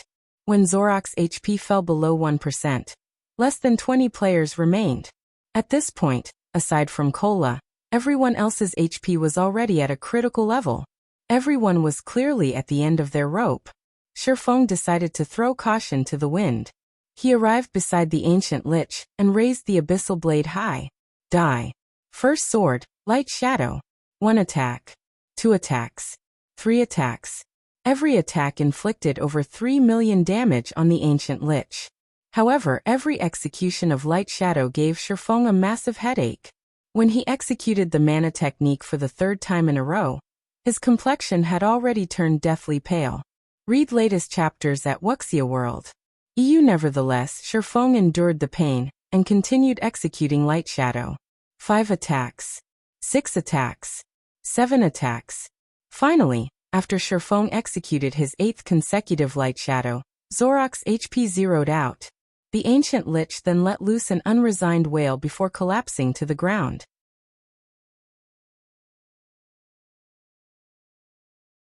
Chapter 2642. Ancient Lich's Loot. When the ancient Lich collapsed to the ground, a purple glow enveloped the bodies of the surviving players. The EXP from the ancient Lich was far more generous than what even ordinary superior mythics awarded. So much that Faux jumped directly to level 120. As everyone's experience bar was rising rapidly, due to the ancient Lich's death, the boundless mana that had gathered around the altar no longer had anyone binding it to the altar's vicinity. As a result, the mana started dispersing, and the trial monsters that were frenziedly attacking Aqua Rose and Alluring Summer suddenly collapsed to the ground, one after another, as if they had lost their souls. We won! An indescribable sense of joy and excitement welled up within Aqua Rose when she saw the collapsed trial monsters. At the same time, a sense of relief washed over her. Although both Alluring Summers and her HPs had barely decreased, their stamina and concentration were already at critical levels. Had the fight continued for another 2 or 3 minutes, they would definitely have collapsed from stamina and concentration exhaustion. Fortunately, the ancient Lich had fallen before they did. In the meantime, although Faux and the others felt joyful over defeating the ancient Lich, they could not help falling on their backs in exhaustion, having almost depleted their stamina and concentration already. The hero trial. He actually did it. When Mythology's people find out about this, they will definitely go crazy. Crimson Star gazed at Faux, who lay on the ground some distance away, with complicated emotions. Originally, Tori had only meant to use the hero trial as bait to buy time. No one from Violet Sword had expected Sherfeng and Zero Wing to succeed.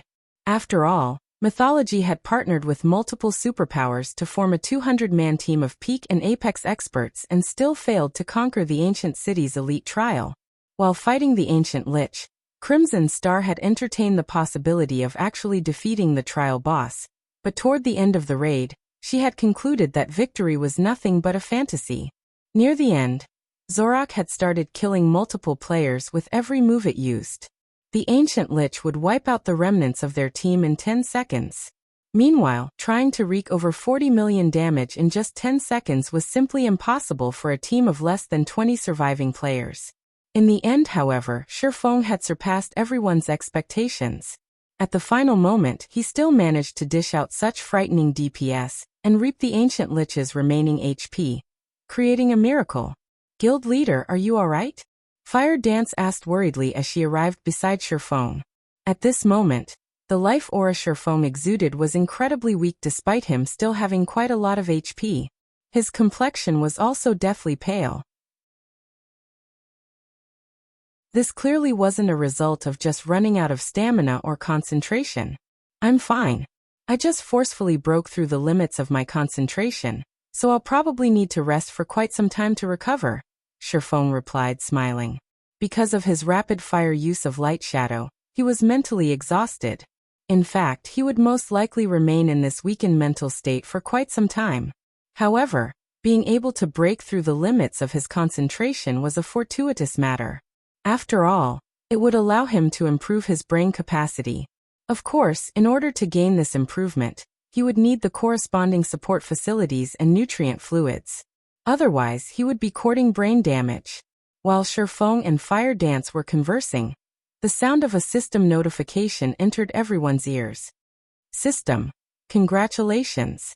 You have completed the hero trial. Trial completion rating, S rank. Rewarding 500 Lightforged city contribution points and permanent citizenship.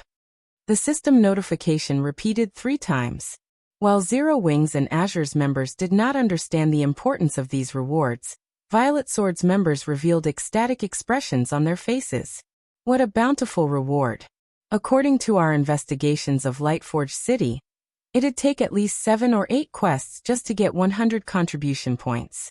With 500 points, we can directly purchase 3 Tier 3 magic stones and attempt to boost the completion rate of our Tier 3 skills and spells past the 100% threshold. Floating Light exclaimed. As he read the contents of the system notification, he felt as if he was dreaming. Although neither Violet Sword nor Mythology had entered the ancient secret lands Lightforged City before, their research into the city indicated that obtaining contribution points in the city was incredibly difficult. Normally, the only way was by doing quests. However, there was not only a restriction of accepting 1 quest at a time, but also a limited number of quests available in the city every day. Meanwhile, Lightforged City's contribution points were the only currency recognized in the city. These points could be exchanged for various useful items. Among the items available for exchange in Lightforged City, the one that attracted the attention of Violet Sword and Mythology the most was the Magic Stone. The Magic Stone was an item that could provide players with guidance on breaking through the 100% limit of their skills and spells.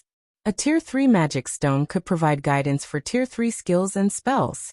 It was undoubtedly a treasure that all expert players desired. After all, skills and spells followed players for the rest of their careers in God's domain.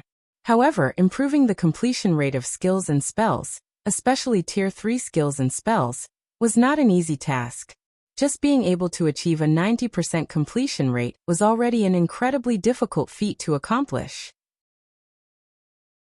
Meanwhile, even reaching 100% completion rate with a Tier 3 skill or spell would provide a considerable boost to a player's combat power.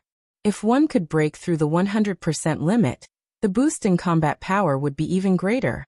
Now that the hero trial had awarded each player with 500 contribution points, this meant each of them could exchange for 3 Tier 3 magic stones. They were naturally excited by this outcome. At this moment, let alone Violet Sword's members, even Sherfeng was surprised by this reward. A 500-point reward for every player on the team? This trip really was worth it. Feng similarly felt joyful when he saw the rewards the system granted. Others might not know what it meant to have 500 contribution points for an ancient city, but he did. In God's domain, a player who managed to rack up 500 contribution points in an ancient city could improve their combat power by a significant margin. Setting aside the commonly known magic stone, just the most basic enchanted potion could allow players to improve their strength rapidly. When consumed, the enchanted potion raised the ambient mana around players to a very high density for 6 hours. If players fought against powerful monsters or sparred against expert players during this period, they would gain significant improvements. In the past, because of the magic stone and enchanted potion, Violet Sword had been able to recruit and nurture plenty of expert players, which in turn raised the guild's strength even closer to that of the 5 great super guilds.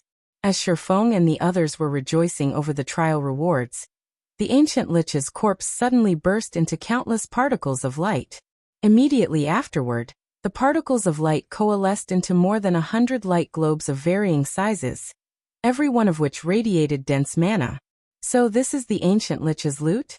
Everyone gaped in shock when they saw the items that appeared when the light globes faded.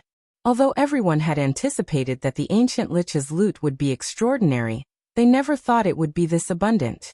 Originally, they had only expected to obtain around 24 noble authority tokens. However, there were over 60 tokens, as well as over 20 inferior legendary materials and 6 legendary materials. Aside from the tokens and materials, the ancient Lich had also dropped a total of 14 pieces of dark gold equipment and 4 pieces of epic equipment. At this point in time, even the various superpowers barely had any level 100 plus epic items. Now, however, the ancient Lich had dropped 4 level 100 plus epic items, including an epic weapon. Azure's members could not help but drool over the ancient Lich's loot. The 4 epic items aside, just the legendary materials dropped were more than enough to make any superpower envious. After all, legendary materials could be used to produce custom-made epic weapons and equipment that had high compatibility with the players they were made for. Moreover, the production would also have a relatively high success rate. With the 6 legendary materials dropped, it was possible to create 6 custom-made epic weapons and equipment. Guild leader Black Flame, according to our agreement, you have priority in choosing one item. Please take your pick, Crimson Star said to Feng after recollecting herself. In that case, I'll choose that tattered scroll, Feng said, pointing at a tattered scroll radiating mana so dense that it was second only to the mana from the epic weapon. Guild leader Black Flame, are you sure? Crimson Star looked at Feng in confusion when she saw the item he chose. In her opinion, the best item the ancient Lich dropped was the epic ranked axe. After all, the axe wasn't just any ordinary epic weapon, but the replica of a legendary weapon, ranking at the top even among epic weapons. When equipped, it could raise the combat power of current peak experts by at least 30%. It should be of great help even to domain realm experts like herself. As for the tattered scroll Feng chose, she had tried using an identification skill on it already. Although the scroll radiated powerful mana and looked very special, it was just a damaged epic scroll. The cost of repair alone would most likely be high. Not to mention, a scroll was also a consumable. How could it possibly compare to an epic weapon in terms of value? I'm choosing it, Feng said as he nodded in affirmation. At this stage of the game, aside from himself, there was most likely nobody else in God's domain that would recognize this tattered scroll. This scroll was also the reason why he wanted priority pick over the trial boss's loot. This was because this scroll was something that could be obtained only from the first clear of Lightforged City's entrance trial. The Legacy Scroll. This magic scroll directly teleported players to the Legacy land of their Tier 4 promotion quest, saving them plenty of time. In addition, it could be used to negate a failed attempt at challenging the Tier 4 promotion quest, allowing players to re-challenge their promotion quest right away in the same Legacy land. Read latest chapters at Wuxia World. The Tier 4 promotion quest was drastically different from past promotion quests. Every time players challenged their Tier 4 promotion quest, they would be sent to a different Legacy land. Hence, players had no opportunity to learn from their failures and try again. However, if they could re-attempt a promotion quest in the same legacy land, their chances of success would increase drastically. Only the legacy scroll the ancient Lich dropped was somewhat different from what Faux had heard in his previous life. In the past, the legacy scroll obtained from Lightforged City's entrance trial was at the dark gold rank. On the other hand, the one the ancient Lich dropped was actually at the epic rank. However, Faux did not dwell on the matter, quickly storing the legacy scroll. And after splitting the loot equally with Violet Sword, Faux and the others promptly left the trial space. Once they exited the trial space, they entered Lightforged City under Crimson Star's lead, not bothering to wait at the trial entrance for the dead to get automatically resurrected. Chapter 2643. Astonishing Lightforged City Ancient Secret Land, Lightforged City. With a flash, Faux and the other survivors of his team arrived in the middle of a plaza. The plaza was gigantic, easily able to house 4 sports stadiums. Erected in its center were more than 107-meter-tall statues. Every one of these statues had a different appearance. Some were armor-clad warriors, some staff-wielding mages, and some archers sporting bows. Despite their different appearances, these statues shared one similarity, a powerful aura. It felt as if these statues were alive. Upon seeing these statues, Faux and the others were stunned. This ancient city is truly amazing. Just the statues in this teleportation plaza would most likely be enough to drive the experts in the outside world crazy. Faux exclaimed as he studied the statues before him. The statues on the plaza might look ordinary, but in reality, they contained information on basic combat techniques catering to the class they represented. At this point in time, practically every player in God's domain already knew about the existence of combat techniques. However, the number of players that had the opportunity to learn a combat technique was still incredibly low. This was especially true for independent players. However, inside Lightforged City, information on basic combat techniques was on display as if it was worthless garbage. Players could freely learn the combat techniques displayed whenever they wanted and at no cost at all. Moreover, these combat techniques catered to specific classes. The wealth and generosity of Lightforged City were truly astonishing. At this stage of the game, even the members of the various major powers had to pay a certain price and make sufficient contributions in order to learn basic combat techniques. Yet players could freely learn them in this plaza. Furthermore, the ambient mana inside Lightforged City was also incredibly dense. If players trained in Lightforged City's arenas, their improvement speed would definitely be several times higher than normal. The mana here is very special. If I can train here long-term, I might be able to further unlock my mana body. Violet Cloud said excitedly through the team chat. Indeed. Just standing here, I can already feel my control over mana strengthening. If I can take advantage of this experience, I might be able to further unlock my mana body as well. Aqua Rose said, nodding. Everyone else in the team had also noticed the special effects of Lightforged City's mana, their eyes glowing with excitement at this discovery. For Violet Sword's Crimson Star and Wildfighter, nothing was more attractive than being able to fully unlock their mana bodies as soon as possible. Or to put it in another way, expediting the unlocking of the mana body was something the various superpowers were constantly seeking to accomplish. As for Zero Wings members in Azure's Sinful Flame, Solitary Frost, and Yen Xiaoqian, breaking through the mana body's 100% threshold was something they dreamed of achieving. After all, the difference between a mana body that had broken through the 100% threshold and a mana body that had yet to do so was massive, as Violet Cloud had proven. However, trying to break through the mana body's 100% threshold was incredibly difficult. In fact, they hardly had any leads on doing so. Now that the mana here was giving them some clues, they naturally grew excited. In this situation, though Sinful Flame, Solitary Frost, and Yen Xiaoqian could not help envying Zero Wings and Violet Sword's members. After all, Zero Wings and Violet Sword's members could train in Lightforged City whenever they wanted. On the other hand, Azure's members had only 2 days. Upon realizing this, Yen Xiaoqian and Solitary Frost took a seat and focused on the sensations they were currently experiencing. After all, It was unknown when they would get another opportunity to visit Lightforged City. There's still quite some time before the alchemy array disappears. Let's take a look at Lightforged City's City Lord's mansion first.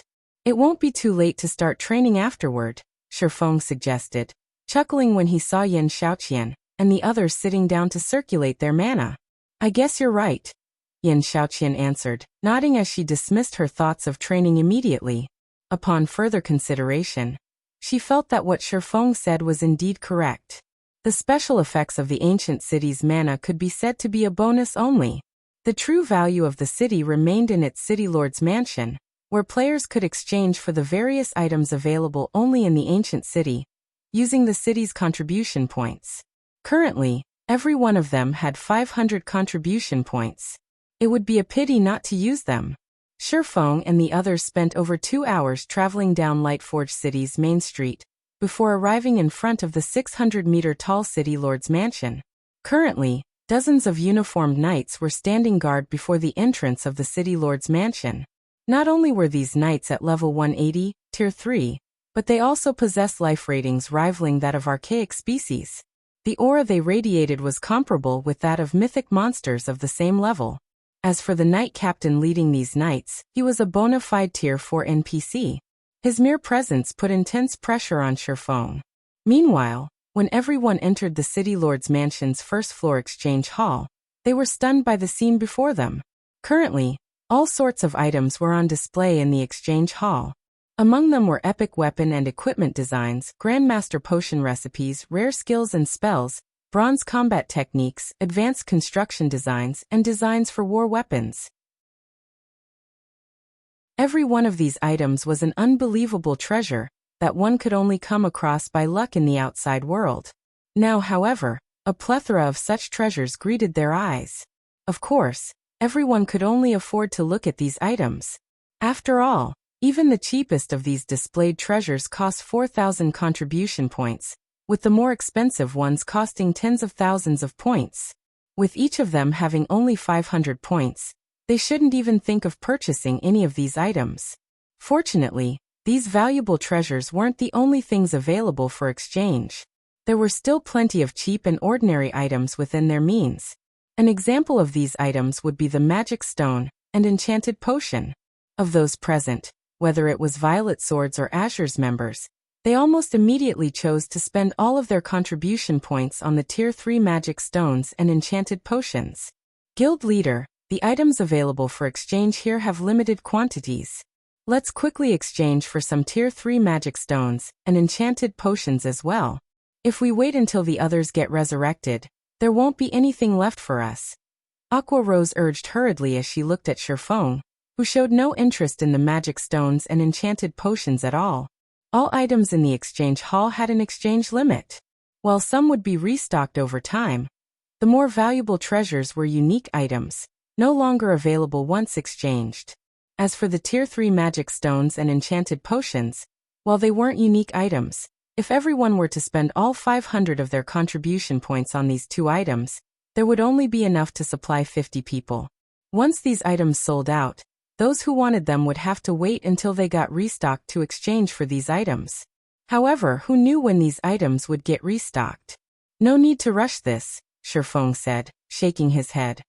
He then shifted his gaze to a shelf carrying bottles of icy blue liquid, saying, "Have everyone exchange for 10 master concentration recovery potions first." Guild leader, that concentration recovery potion is too expensive at 50 points per bottle. Do we really need to buy it? Aqua Rose could not help her exasperation when she saw the price of the Master Concentration Recovery Potion. That item only aids players in recovering concentration. Moreover, each potion lasts only 2 hours. Although it is a rare potion in the outside world, spending our precious points on it is a little. Concentration recovery potions were indeed incredibly rare, but not particularly useful since players naturally recovered their concentration over time. If players rested inside a city, their recovery rate would be even quicker. Hence, items that helped in the recovery of concentration were not that expensive on the market. Spending 50 contribution points to exchange for just one master concentration recovery potion now was simply an extravagance. After all, the Master Enchanted Potion cost only 10 contribution points, yet it lasted 6 hours. Relax. Just exchange all your points for the potion. I guarantee that the value you can get from these potions will greatly surpass your expectations. They're even more valuable than those Tier 3 magic stones, Faux said, chuckling when he saw the anxious look on Aqua Rose's face. In his opinion, the Master Concentration Recovery Potion was very cheap. Moreover, they were allowed to purchase the potion only because they had the Noble Authority token. Otherwise, they wouldn't have the qualifications to do so. If these Master Concentration Recovery Potions were put up for sale during his previous life, just one potion would have sold for the price of one epic material. Even at such a price, rarely anybody would be willing to sell their potions. After saying so, Faux spent all his points on Master Concentration Recovery Potions without hesitation. Aqua Rose no longer tried to dissuade Faux. After all, he definitely had his reasons for such a decision. Following which, she and the others exchanged all their points for Master Concentration Recovery Potions as well. Read latest chapters at Wuxia World. EU Violet Swords and Azure's members were confused upon seeing this scene. They could not understand why Zero Wings members would exchange for potions that did not provide the slightest bit of help in training. However, they did not pay too much attention to this matter. After all, their alchemy array's duration was running down. Now that they had obtained the magic stones and enchanted potions, they had to devote their efforts to training. As for what Zero Wings members intended to do, that was none of their business. Violet Swords and Azure's members promptly ran to Lightforged City's arenas to train. As for Zero Wings members, they made their way to the city wall under Feng's lead. Let's hope these potions will be enough for me to break through to the Tier 4 standard. As Feng gazed at the gigantic statues atop the distant wall, his footsteps sped up automatically. Chapter 2644. Absorbing Divine Will. The gigantic statues erected atop Lightforged City's tall walls gave off an indescribable sense of majesty and oppression. When Feng and the other Zero Wing members got within 100 yards of these statues, they immediately sensed a powerful pressure weighing down on their minds. For a moment, they felt as if their bodies no longer belonged to themselves as their consciousness started to waver. They were like a small boat sailing across a stormy ocean. Even the slightest mistake could result in their demise. What a powerful mental assault. Just this one strike already makes me feel as if I just executed an advanced combat technique. If this continues, I'll probably exhaust my concentration in no time at all. Gentle Snow commented, frowning as she sensed the mental pressure from the statues. She had realized that these statues were extraordinary when she saw them from outside the city. After all, just looking at these statues from a great distance had already taken a toll on her concentration. Now that she stood so close to these statues, she realized that they were even more frightening than she initially thought. Even without looking at these statues, her mind was subject to a mental suppression that depleted her concentration. Guild leader, don't tell me the training you mentioned will take place here? Aqua Rose objected as she turned to Feng.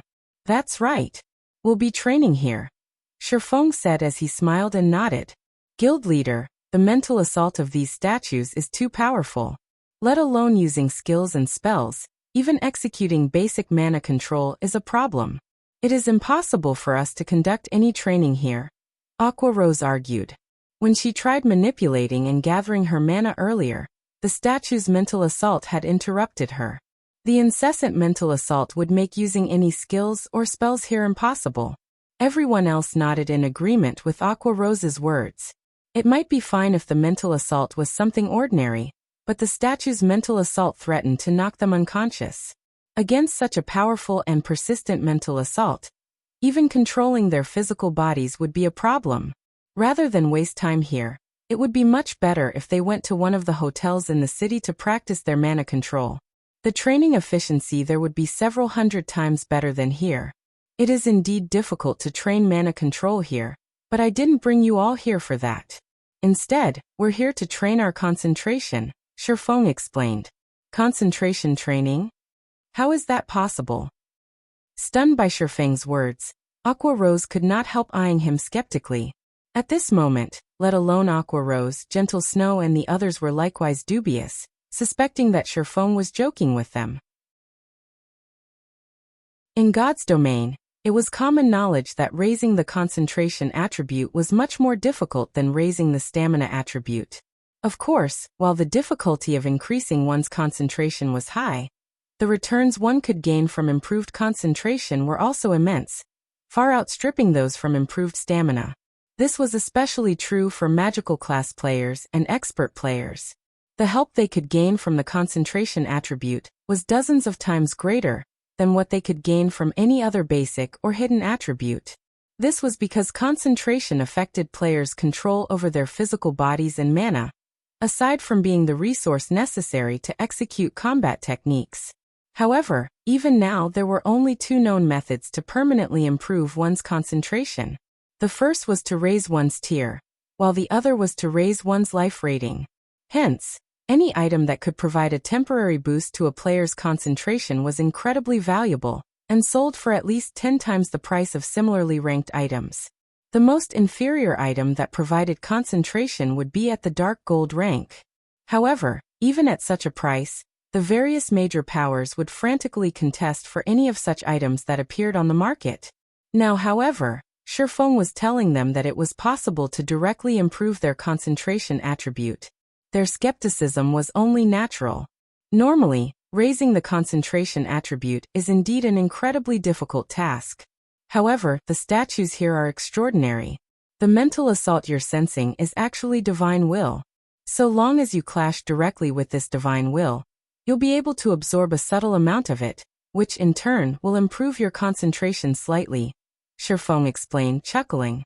If I have to point out the most valuable features inside Lightforged City, then these statues will have to be one of them. However, the divine will of these statues can be considered a consumable. As players absorb it, the available volume will decrease. While these statues will recover their divine will over time, who knows how long it will take for them to recover? If we miss out on this opportunity, it's unlikely we'll come across another one like this in the future. So, that's why you had us spend all our contribution points on concentration recovery potions, Aqua Rose exclaimed in realization. If Violet Sword's people find out about this, they'll most likely send all their peak experts to train here, regardless of the cost. After all was said and done, although Zero Wing had signed a partnership contract with Violet Sword and now possessed 100 entry slots to the ancient secret land, Zero Wing did not have a base of operations inside Violet Light City. The resources Zero Wing could obtain from the ancient secret land definitely couldn't compare to what Violet Sword could get. Violet Sword would definitely be able to secure more contribution points in Lightforged City than Zero Wing could. If Violet Sword found out about the statue's secret, it would definitely send a large number of experts to absorb the divine will here, rapidly depleting it and leaving only scraps for Zero Wing's members. Alright everyone, start focusing your mind to resist the mental assault. The closer you approach these statues, the stronger the mental assault becomes. Meanwhile, the stronger the mental assault you resist, the greater the improvements you will gain. However, make sure not to be too greedy. If your consciousness leaves your body too many times, it will end up weakening the absorption rate. You might even fail to absorb any divine will. So make sure to train at an appropriate distance, Faux said as he looked at the others. Upon hearing Faux's instructions, Aqua Rose and the others sat down excitedly and started resisting the mental assault of the statue before them. Ordinary experts treated concentration as an attribute that determined the number of times they could use combat techniques. However, for players like themselves who had fully unlocked their mana bodies, the concentration attribute held an entirely different meaning.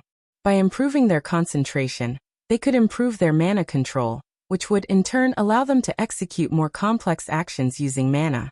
With this, they could accomplish things that they previously couldn't. One of the simplest examples would be breaking through the mana body's 100% threshold.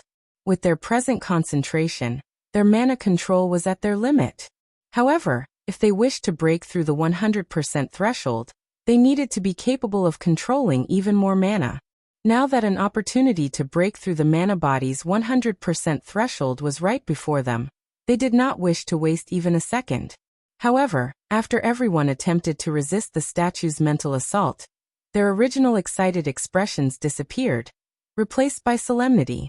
Their complexions had similarly turned pale. The difference between enduring and resisting the mental assault is actually this large. Aqua Rose nearly collapsed on her back after her first attempt. She had expended roughly 5% of her concentration after resisting just one mental assault. Her consciousness had even momentarily left her body, making her lose all control over herself. The experience was extremely uncomfortable and completely different from when she was just passively enduring the mental assaults. At this moment, everyone, aside from Faux, promptly retreated from their original positions, not daring to continue resisting the mental assault at the 90-yard mark. However, even Faux did not fare much better than everyone else. Although he had managed to resist the mental assault, the amount of divine will he absorbed was far from ideal. Moreover, just a single attempt had cost him 1/40th of his concentration. Read latest chapters at Wuxia World. EU. After resisting the mental assaults for another 2 minutes, Faux scarcely had any concentration remaining, and had no choice but to consume a concentration recovery potion. With the boost provided by the potion, his concentration recovery rate just barely surpassed his consumption rate. After training like this for around an hour, Faux opened his eyes and looked at the nearest statue, with a depressed expression. During this past hour or so, his concentration had indeed improved. However, the improvement was basically negligible. In fact, if not for him being at the domain realm, and having an accurate grasp over his own body and mental state, he wouldn't have noticed this improvement at all.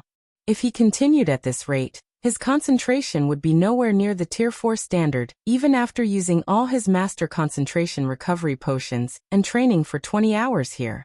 At this rate, my concentration won't reach the Tier 4 standard even after the various superpowers peak experts have already started challenging their Tier 4 promotion quest. Faux could not help a bitter smile at this situation. It's no wonder hardly any expert players would rely on divine will to improve their concentration standard. However, just as Faux was about to focus his mind to resist the next mental assault, Violet Cloud, who sat behind him, suddenly stood up and walked up to the 80-yard mark, then took a seat there.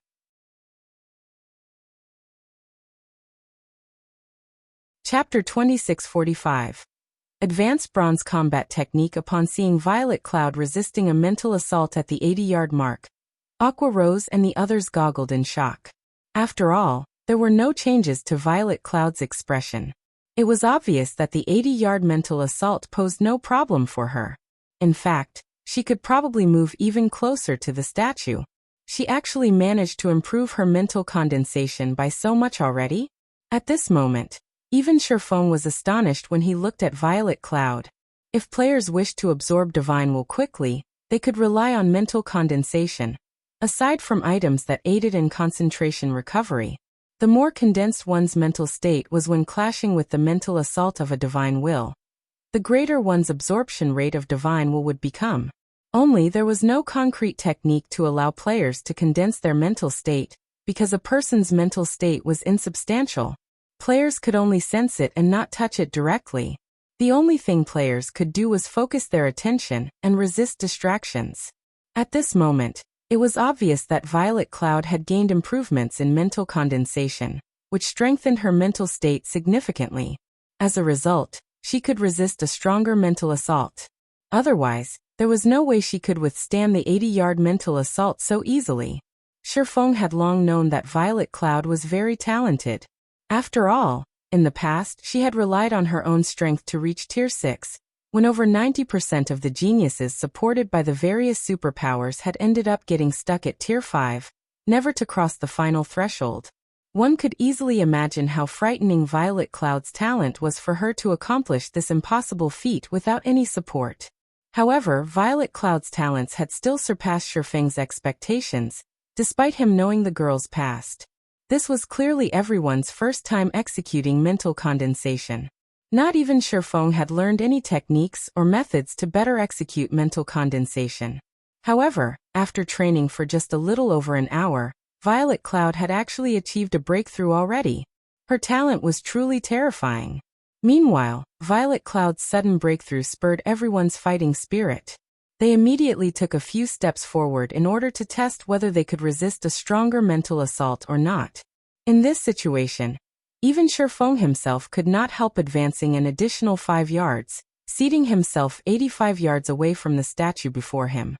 However, Faux instantly paled after resisting a mental assault at the 85-yard mark.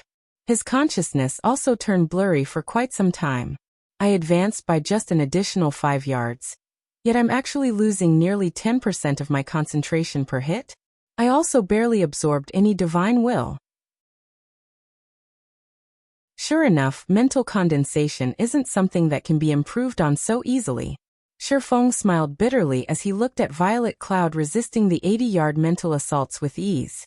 He had expected his mental state to have improved by quite a bit after experiencing so many mental assaults at the 90-yard mark. However, it seemed that it was merely wishful thinking. It seems I can only return and slowly accumulate concentration, Faux thought, shaking his head, and stood up to return to his original location. As he got to his feet, the statue before him released another wave of mental pressure. This time, though, he did not try to resist it, just passively endured it. After enduring this mental assault, Faux immediately felt his consciousness blur slightly. His control over his body also became slightly sluggish. Overall, though, he fared a lot better than with active resistance. Despite facing the same mental assault, there's such a huge difference between passively enduring and actively resisting. If the effects of actively resisting the mental assault were the same as the result I just experienced, I would most likely be able to move within 30 yards of the statue. Faux could not help but sigh ruefully when he sensed the effects of passive endurance. When he reached his original position, another mental assault washed over him, nearly making him lose his footing. After experiencing this mental assault, though, he paused as a spark of inspiration flashed across his eyes. So that's the case. Why didn't I think of this before? Faux clenched his fists as realization dawned upon him. He then turned to the nearby statue and thought, the reason why the effects of passively enduring the mental assaults are so subdued is simply that I gave up control over my body and allowed my mental state to go along with the divine will during the brief instant of collision. However, when I actively resist the mental assault, I'm struggling against the divine will to retain control over my body. The concentration consumed in doing so is naturally much greater. With sufficiently high control over my own body, I should have a much easier time resisting the divine will. After thinking up to this point, Faux immediately sat down and started testing his theory. Previously, he had been fully focused on using his mental state to resist the divine will's influence. Now he chose to spread his focus across his entire body instead, to prevent anything from influencing his control over it. In the next moment, another mental assault arrived. Although Feng's complexion paled slightly, a smile formed on his face. Sure enough, Feng grew excited when he sensed the amount of concentration he had just lost. Originally, he would lose around 1/40th of his maximum concentration when resisting a 90-yard mental assault. Now, however, he had lost only 1/50th of his concentration. Although the improvement was minor, he had, at the very least, taken the first step in the correct path of resisting the mental assaults. Following which, Feng retreated further back and sat down just outside of the range of the statue's mental assaults. He then considered ways to further strengthen the control he had over his body, to spread his focus across his entire body as much as possible. Or to put it in another way, he tried to exert all his muscles in one direction. That way, he could achieve maximum control over his body. However, this was Feng's first time doing such a thing. Even though he had already reached the domain realm and achieved precision control over his 5 senses and physical body, he had never tried exerting every muscle in his body in a single direction. When he actually tried doing so, he discovered what a challenge he had set up for himself. No matter how hard he tried, he succeeded with less than 10% of his muscles. Sure enough, it really is difficult. It would be great if I had a combat technique that could help adjust my muscles' direction of exertion. As Feng tried exerting every one of his muscles in the same direction, he felt that this feat was even more difficult than executing a bronze combat technique. After all, a bronze combat technique utilized only a portion of his muscles. Moreover, the utilized muscles wouldn't move in the same direction either. That's it. Inspiration dawned upon him as his thoughts wandered in the direction of combat techniques. Since there's no such combat technique in existence, I can just create one. Even if I can't utilize every muscle in my body, it will still be good enough if I can utilize a greater portion. After thinking so, he started creating such a combat technique. Compared to advanced combat techniques, the combat technique Faux was conceptualizing was much more difficult. However, with his extensive combat experience and ability to integrate advanced combat techniques into his every action, albeit just barely, creating such a combat technique wasn't an impossible task. This was just like manipulating the mana inside a magic array. The proper manipulation of the mana of a magic array could boost the magic array's power beyond what it could normally display. Meanwhile, what he needed to do now was to treat a portion of his body as a magic array, and his muscles as the mana flowing through this magic array. 1 hour. Read latest chapters at Wuxia World. 3 hours. 9 hours. After 10 hours of trial and error, Lightforged City's stable space rippled. At the same time, the sound of a system notification entered Feng's ears, its contents echoing in his mind. System. Congratulations. You have created an advanced bronze combat technique. Please name your combat technique.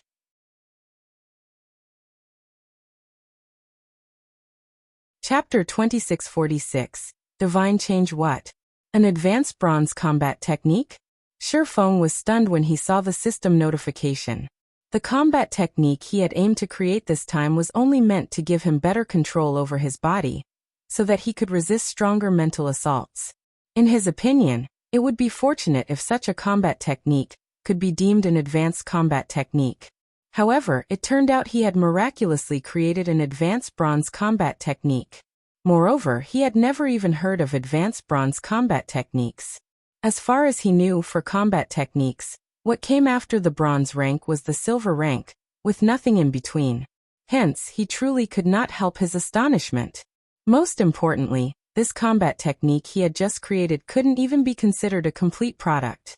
After all, in its current state, this new combat technique merely allowed him to exert a portion of his muscles, nothing more. There were no follow-up moves to convert it into an offensive or defensive technique. At best, it was a semi-finished product. Is it because it is an unfinished technique that the system is unable to give an accurate evaluation? Hence, it is labeled an advanced bronze combat technique? While entertaining such thoughts, Feng executed his newly created combat technique and punched at the empty air in front. And indeed, his new combat technique was truly frightening. Thanks to this new technique, just his punch alone destabilized the space before him.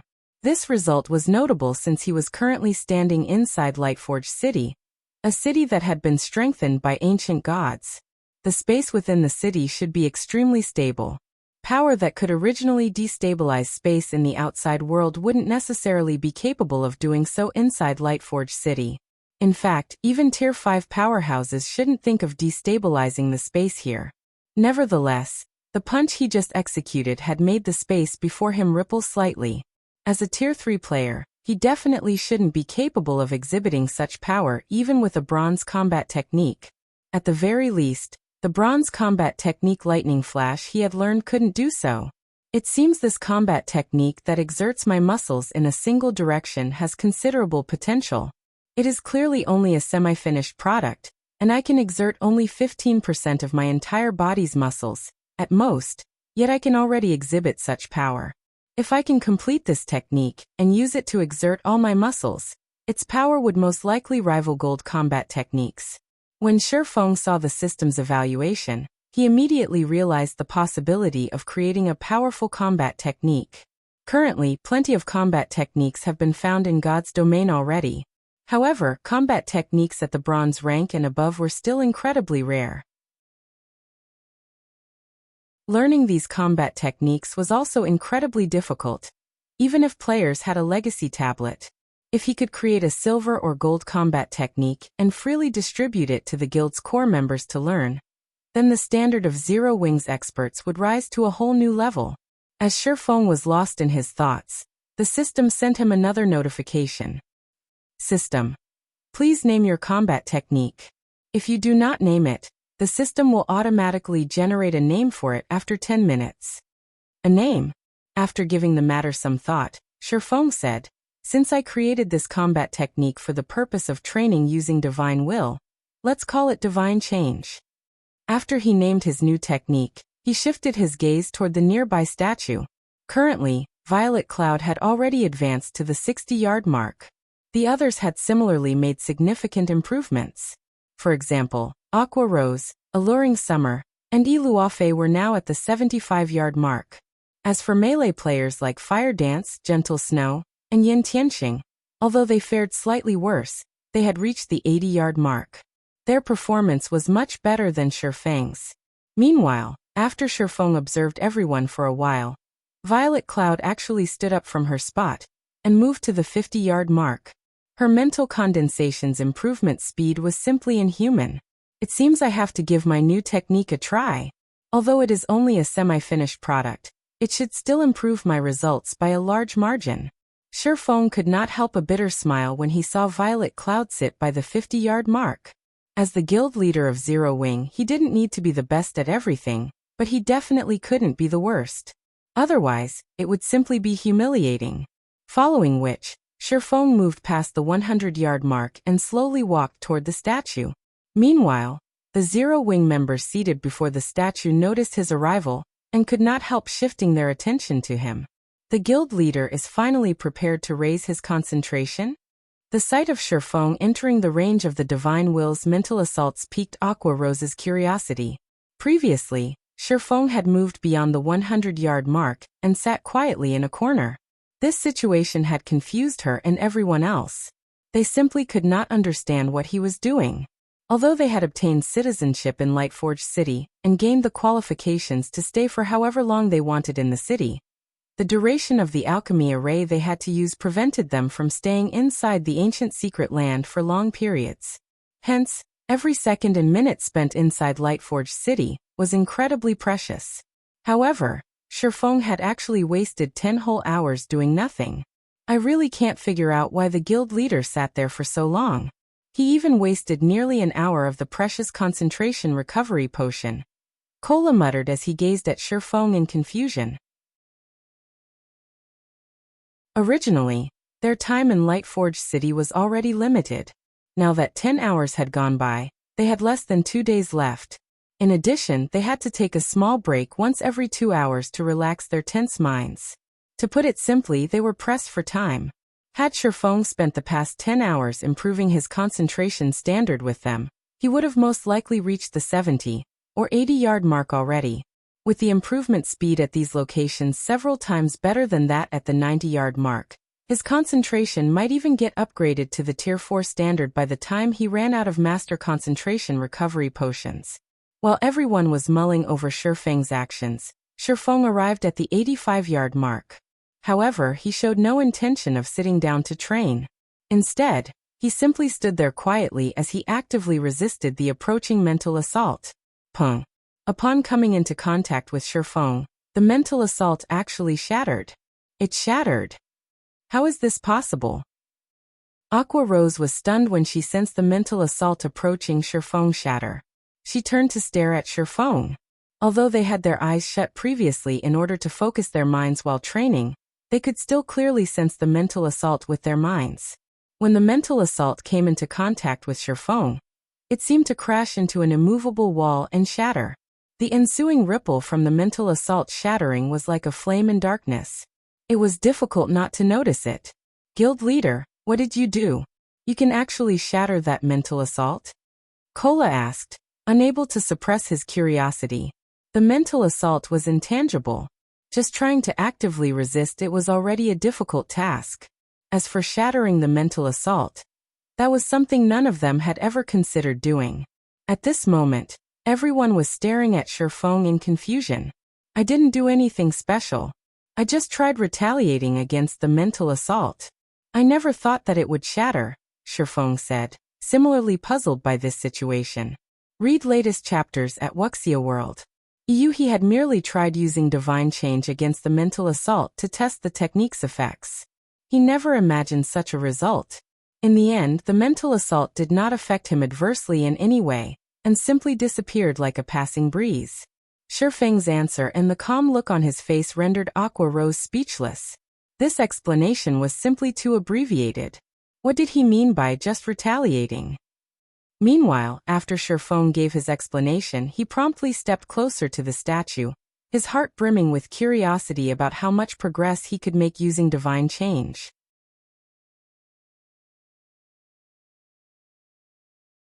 Chapter 2647.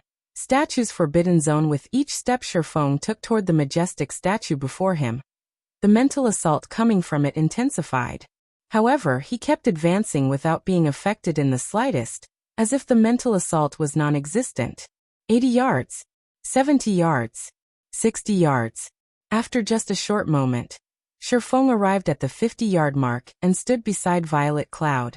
At this moment, though, his expression turned slightly serious. It was obvious that the statue's mental assaults were starting to affect him. However, everyone also understood that this was not his limit. Is he a monster? He actually caught up to Violet so quickly. Moreover, he's not even at his limit yet. Iluafe, who was seated nearby, stared at Shifeng in shock. Just what did he do during this period to improve so much?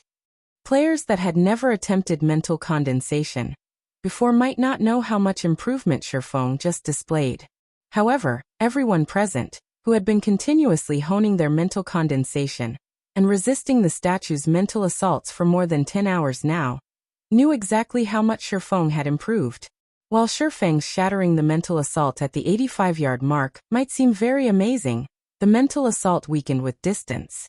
The 85-yard mental assault was incomparable to the 50-yard mental assault. In fact, Iluafe had doubted that Shifeng could even resist the 50-yard mental assault. As for Violet Cloud, her talent was clear for all to see. Violet Cloud's talent was so great that Iluafe found it to be mind-boggling. Hence, when she saw Shifeng's mental condensation standard and improvement speed losing out to Violet Cloud's, she did not find it surprising at all. Moreover, Violet Cloud was a magical class player, which gave her an advantage over melee players when it came to mental condensation. This point was clear from everyone's training results during this period. Therefore, it was very normal for Shifeng to be inferior to Violet Cloud. Now, however, Shifeng had actually surpassed Violet Cloud, shattering even the 50-yard mental assault. This situation was truly surprising. After all, Shifeng had been training his mental condensation outside the 100-yard mark.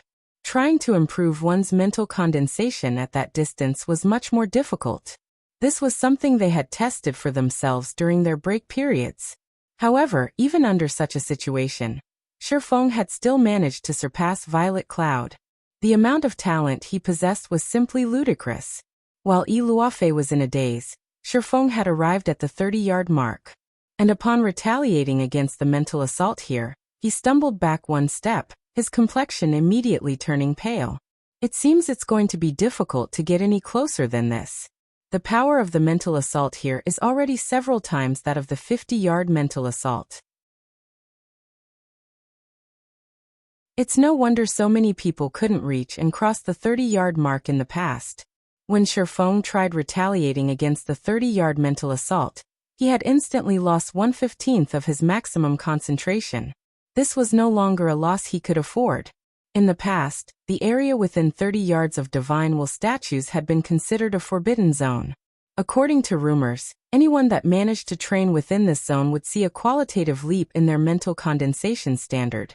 Although this improvement would not provide players with a substantial boost in combat power, it would hone their perception of mana to inhuman levels, as well as facilitate the formation of their magic domain when they reached Tier 4.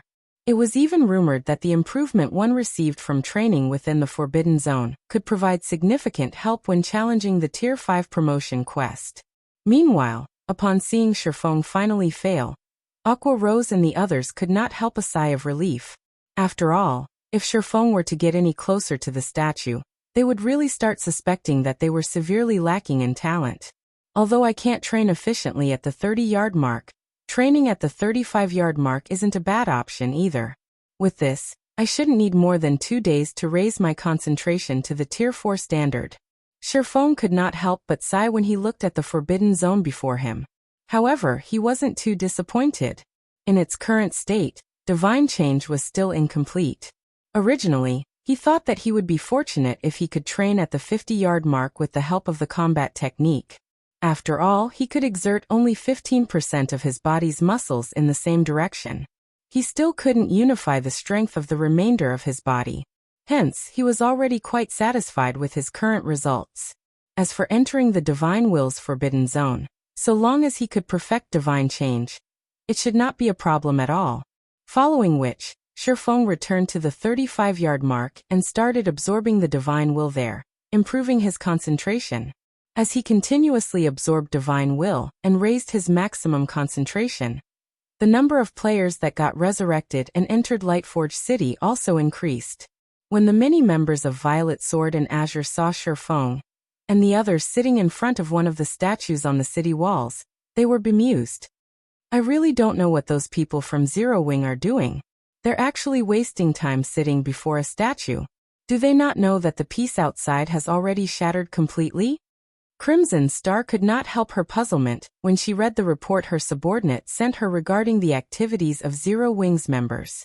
Violet Swords and Azure's members were all doing their best to improve their combat power in Lightforged City. Zero Wing's members, on the other hand, had wasted 2 whole days doing nothing. Aside from occasionally leaving their position to have a meal at Lightforged City's restaurants, they had spent all their time sitting before one of the statues erected on the city walls. Rather than coming here to train, Zero Wing's members looked as if they were on vacation. Zero Wing probably has its own considerations. After all, when it comes to peak experts, it is already superior to ordinary superpowers, Wildfighter said. Moreover, after the partnership this time, I heard that Azure plans to ally itself with Zero Wing. Afterward, Zero Wing will have a much smoother path ahead of it. Ally? So what if Azure allies with Zero Wing? Let alone Azure, even some super guilds are failing to cope with the current situation. How can Azure possibly have the time to help Zero Wing? Crimson Star said disdainfully. In addition, peak experts are no longer as effective as they were before. The various powers have already researched plenty of war weapons. The usefulness of Tier 3 players is continuously diminishing. Nowadays, Zerg tactics rule the battlefield. Since guild towns and cities no longer enjoyed the protection of NPC soldiers, guilds had lost their greatest assurance. Players no longer had to fear overly powerful NPC soldiers, and were free to cause trouble inside guild towns and cities. This was especially good news for powerful experts and developing powers with limited territory. In fact, according to Violet Sword's intelligence network, over 200 guild towns on the western continent had switched owners since the activation of the Demon God's Chaos Expansion Pack. And while the various superpowers still hadn't suffered any losses due to this expansion pack, that was mainly because of the large number of Tier 3 experts and peak experts they possessed. Zero Wing, however, was significantly inferior to the various superpowers in this regard. Read latest chapters at Wuxia World. This isn't something we need to concern ourselves about. Instructor Tori has just sent news that some of the secretly developing superpowers have started stirring recently, so once we complete our training here, he wants us to station our trump card legion in the 2 guild cities closest to level 100 maps as insurance, Wildfighter said. I understand. Once our time here is up, I'll bring the men over, Crimson Star replied, nodding. Meanwhile, as Crimson Star and Wildfighter were conversing, Faux, who was sitting quietly before one of the city wall's statues, suddenly opened his eyes. At the same time, an invisible ripple spread out from his body, weakening the Divine Will's mental assault considerably. Success.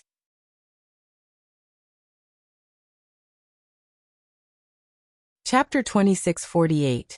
Tier 4 Concentration. When the strange ripple appeared from Fang's body, Aqua Rose and the others present promptly noticed it. At the same time, they felt a mental pressure from Faux that they had never felt before. Although this mental pressure was far weaker than what the Divine Will statues radiated, it was inherently the same. Guild leader, did you break through? Aqua Rose could not help asking as she looked at Faux. Although she understood that Faux had achieved a breakthrough, she still wanted confirmation. The difficulty of raising concentration was far greater than she had expected. Even now, she could sense that she was still far from a breakthrough. Even Violet Cloud, whose mental condensation standard was second only to Faux's, had a long way to go. 30% or so to reach the Tier 4 standard and its concomitant qualitative transformation.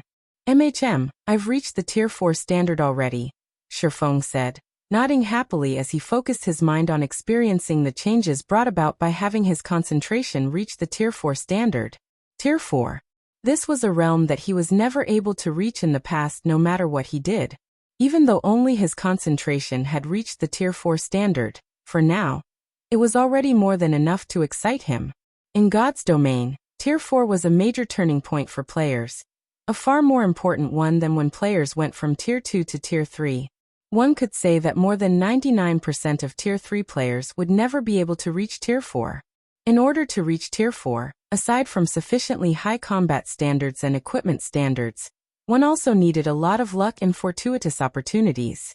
If a player lacked any of these factors, the difficulty of reaching Tier 4 would increase exponentially. Now, with Faux's concentration at the Tier 4 standard, his chances of attaining Tier 4 in the future had just increased significantly. Guild leader, what does it feel like to have Tier 4 concentration? Is the difference large? Yin Tianqing asked, curious. Upon hearing Yin Tianqing's question, everyone turned to Faux with inquisitive eyes. It's large. It's very large, Faux answered after giving the matter some thought. You can say that I've already reached a completely different level. The improvement of the concentration attribute would provide a significant increase in a player's control over their physical body and mana. The concentration attribute reaching the Tier 4 standard would even bring about a qualitative transformation. Take the Holy Annihilation mana technique for example.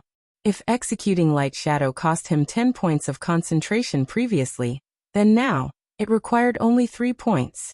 As for the concentration cost of executing bronze combat techniques, it had dropped even further. Now he could basically use bronze combat techniques as if they were advanced combat techniques. In addition, even executing Tier 3 skills and spells at a 100% completion rate would probably no longer be difficult. Even breaking through the 100% threshold was entirely doable. Is the difference really that great? Aqua Rose could not help her incredulity. Although I do not wish to say this, the difference is indeed like heaven and earth. Right now, in a situation where I have the same basic attributes, I'm certain my current self can defeat my previous self in less than 10 moves, Faux replied, chuckling when he saw the skeptical look Aqua Rose was giving him. Only after his concentration reached the Tier 4 standard did he truly understand how big the gap between Tier 3 and Tier 4 was. It was no wonder the Tier 4 experts in the past could trounce a group of Tier 3 peak experts, with some Tier 4 experts even able to capture a guild town single-handedly.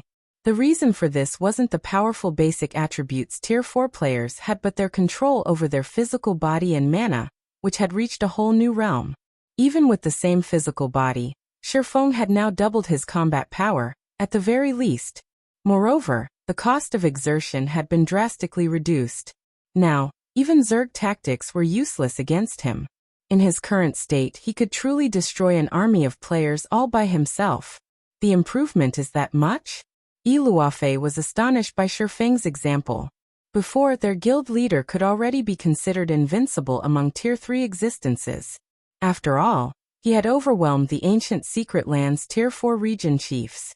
Now, however, he was claiming that his Tier 4 concentration would let him defeat his previous self in less than 10 moves.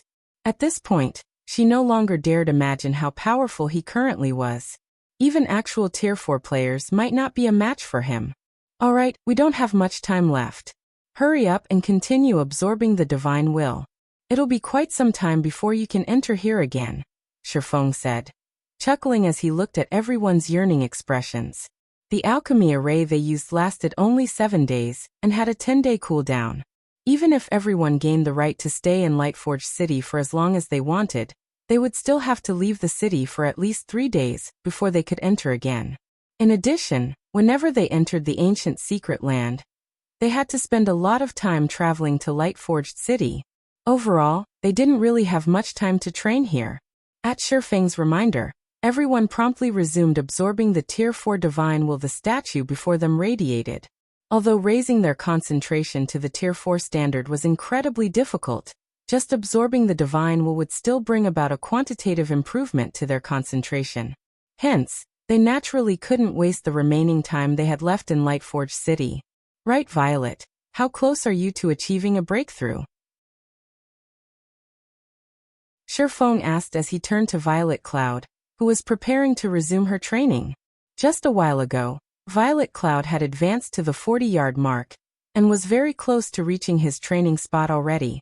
Hence, her absorption rate of Divine Will was just slightly slower than his. I feel that I need to raise my concentration by another 20% or so before I hit the Tier 3 limit, Violet Cloud replied after sensing the current state of her concentration. Only 20%? That quick? Her answer stunned Shifeng. She was clearly still around 30% away from reaching the Tier 3 limit just now.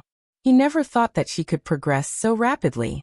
Taking out the 2 master concentration recovery potions he had left, he said, I still have 2 unused potions, take them. You're giving them to me? But what about everyone else?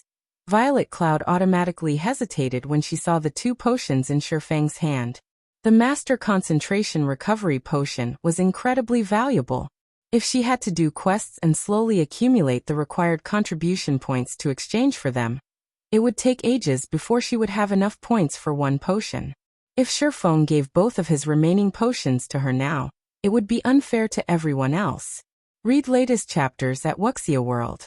You take them. You're the closest to achieving a breakthrough now.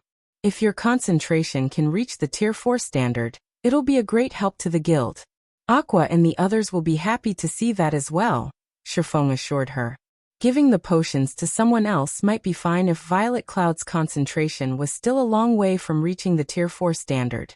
However, since she was only 20% short of reaching the Tier 3 limit, and her Divine Will absorption rate was only slightly inferior to his own, the 2 additional Master Concentration Recovery Potions might help her cross the threshold. Knowing this, he would naturally give both bottles to her. After all, so long as Violet Cloud's concentration reached the Tier 4 standard, Zero Wing would gain another true powerhouse. Guild leader, I definitely won't disappoint you and everyone else. I'll make sure my concentration reaches the Tier 4 standard by the time we leave Lightforged City, Violet Cloud said with determination as she accepted the 2 potions. She then returned to her training spot and focused fully on resisting the approaching mental assaults. As for Shifeng, he made his way to a quiet corner and shifted his attention to his bag space. Now that my concentration has reached the Tier 4 standard, it should be enough to accept this legacy. Shifeng's eyes shone with anticipation as he looked at the gigantic memory crystal sitting in his bag space.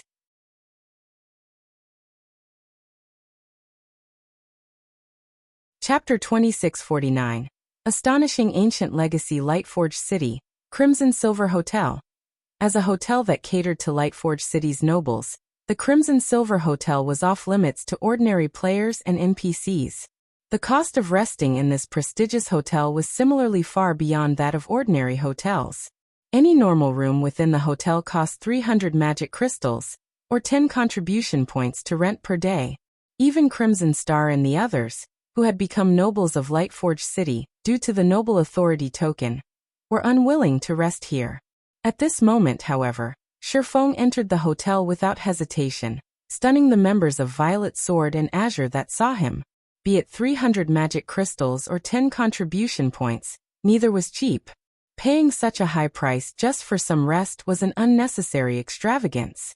Renting a room in an ordinary hotel for the price of 30 magic crystals, or 1 contribution point was more than enough. My lord, how may I be of service? A level 180 female attendant asked respectfully as she approached Shifeng. I wish to rent a normal room here, Shifeng said as he handed 300 magic crystals to the attendant. Very well, the female attendant said after verifying the payment. She then took out a crystalline key and gave it to Shifeng, saying, My lord, here is your room key.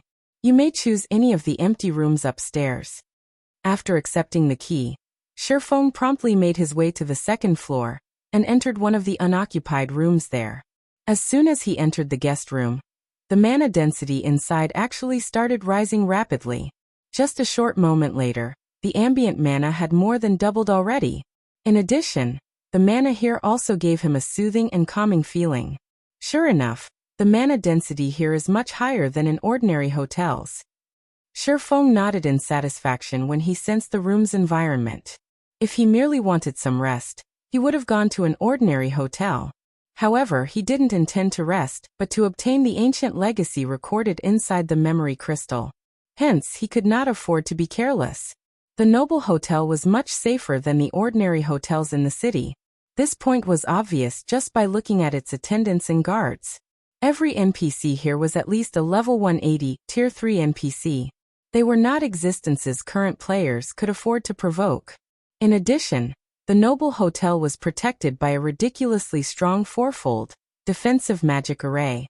Under normal circumstances, even tier 5 existences would pose no threat to this magic array, let alone tier 3 and tier 4 existences. Now that Faux no longer had to worry about external disruptions, he immediately took out the memory crystal from his bag and readied himself to read its contents. The memory crystal he obtained would remain in existence for only 2 natural days. He had already spent a lot of this time raising his concentration standard. Now he had less than 3 hours left to read it. Now that my concentration has reached the tier 4 standard, I should be able to read it, right? Faux could not help being nervous as he tapped his finger on the memory crystal.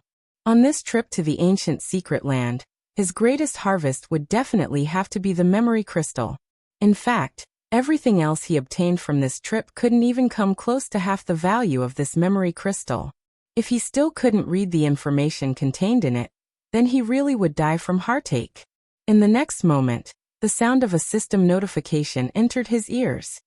System, warning. You have discovered a large memory crystal. According to your current concentration, if you read the recorded information completely, there is a very small chance you will enter a deep coma. Do you still wish to read the information? There's still a risk? Faux was stunned when he saw the system notification. Just what is in this thing? Although the tier 4 standard was not the apex of God's domain, it was definitely above average. Even a king had to take tier 4 existences seriously. Now, however, despite his concentration having reached the tier 4 standard already, reading the recorded information still involved a bit of risk. This was simply unbelievable. Although there is a risk, I want to see what is recorded in this thing. Gritting his teeth, Faux chose to read the information in the memory crystal. Memory crystals that contained ancient legacies were incredibly rare in God's domain. In fact, they could be counted on the fingers of one's hands. Previously, due to the very large chance of him falling into a deep coma, Faux did not dare read the recorded information. However, now that the risk had become very small, he naturally had to try. After all, he wouldn't get another opportunity like this again in the future. After he chose to read the contents of the memory crystal, the large crystal in his hand started rapidly gathering mana from its surroundings. It then released a dazzling glow that brightly illuminated the entire room. Afterward, a beam of white light shot out from the memory crystal and into Faux's forehead. For a time, Faux sensed countless images and texts being transferred into his brain. The amount of the information was simply astonishing. It felt as if he had just plunged into a sea of knowledge. 10 minutes. 20 minutes. 1 hour. For the first half hour, Faux still felt fine after receiving the copious information. However, after the transfer process continued for 40 minutes, he felt a stinging in his head, as if someone was using a needle to poke his brain. Meanwhile, as time passed, this stinging sensation only intensified. After 80 minutes into the transfer process, Faux felt as if his brain was about to explode. Right then, the beam the memory crystal released disappeared. Immediately afterward, the crystal shattered into countless fragments and vanished from the room. As for Faux, his body swayed slightly, as his mind was in a mess. And when he opened his eyes, the world spun around him. How close. If the transfer process had continued for a few more minutes, I might have fainted. At this moment, Feng felt that the system had tricked him. Despite the warning stating that there was only a very small chance for him to fall into a deep coma, he was clearly very close to breaching the mental protection system, which would have forced him into a deep coma for a very long time. Then he would definitely die of regret. However, after resting for a few minutes, Feng started feeling much better, the pain in his head having lessened significantly. Meanwhile, the information he had received also came into focus. This is a lie, right? A small, mobile fortress design? Stunned, Feng wondered if the system was playing a joke on him when he looked at the images and texts displayed before him. Read latest chapters at Wuxia World. EU in God's domain, fortresses were much more valuable than towns. After all, aside from providing players with a place to rest, fortresses possess far greater offensive and defensive capabilities than towns. They were shelters made for all kinds of warfare.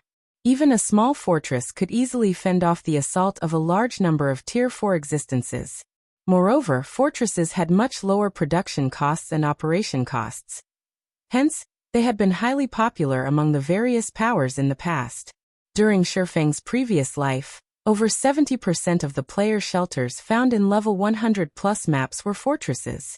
However, the design currently displayed before him was a cut above even ordinary fortresses. In fact, even during his previous life, he had the fortune to witness such constructions only a few times. This construction was the mobile fortress. It was a fortress that could drive countless powers crazy.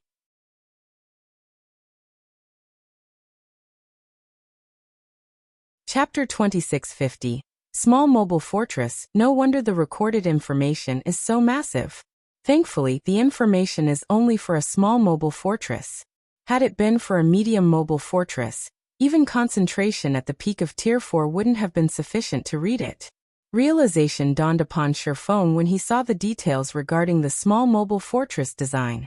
On the surface, the difference between a normal fortress and a mobile fortress might not seem very large, with one stationary and the other mobile. However, the difference distinguishing them was far from just mobility. In the construction of a normal fortress, the construction materials had priority, while magic arrays were secondary. For a mobile fortress, it was the opposite. The magic arrays took priority, while materials were secondary. A mobile fortress could also be labeled a magic fortress. The two constructions were on entirely different levels of complexity. From what Feng could see, just the magic arrays required to construct the small mobile fortress numbered several thousand. Moreover, even the weakest of them was a basic master magic array. One could easily imagine how complex of a construction a mobile fortress was. If the design he received were for a medium mobile fortress, its complexity would be even more frightening, most likely boasting tens of thousands of magic arrays. Just thinking of this number gave him the shivers. However, when Feng took a closer look at the details of the small mobile fortress design, he did not know whether he should cry or laugh. A mobile fortress was something countless powers had yearned to obtain in his previous life. In fact, the superpowers had even been willing to exchange a main city for a mobile fortress.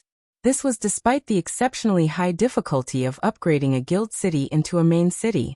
A lot of time and effort were needed to obtain a main city. However, even when offered a main city, there had never been any power that was willing to part with their mobile fortress. After all, a mobile fortress was an aerial base. Even though a small mobile fortress's size wasn't comparable to that of a basic town, in a situation where flying mounts were incredibly rare and very few guild cities could get established in level 100+ maps, a mobile fortress was worth far more than 3 main cities.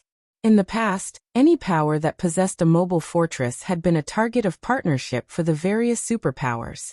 Countless independent peak experts and top adventurer teams would also do whatever they could to gain the qualifications to enter a mobile fortress.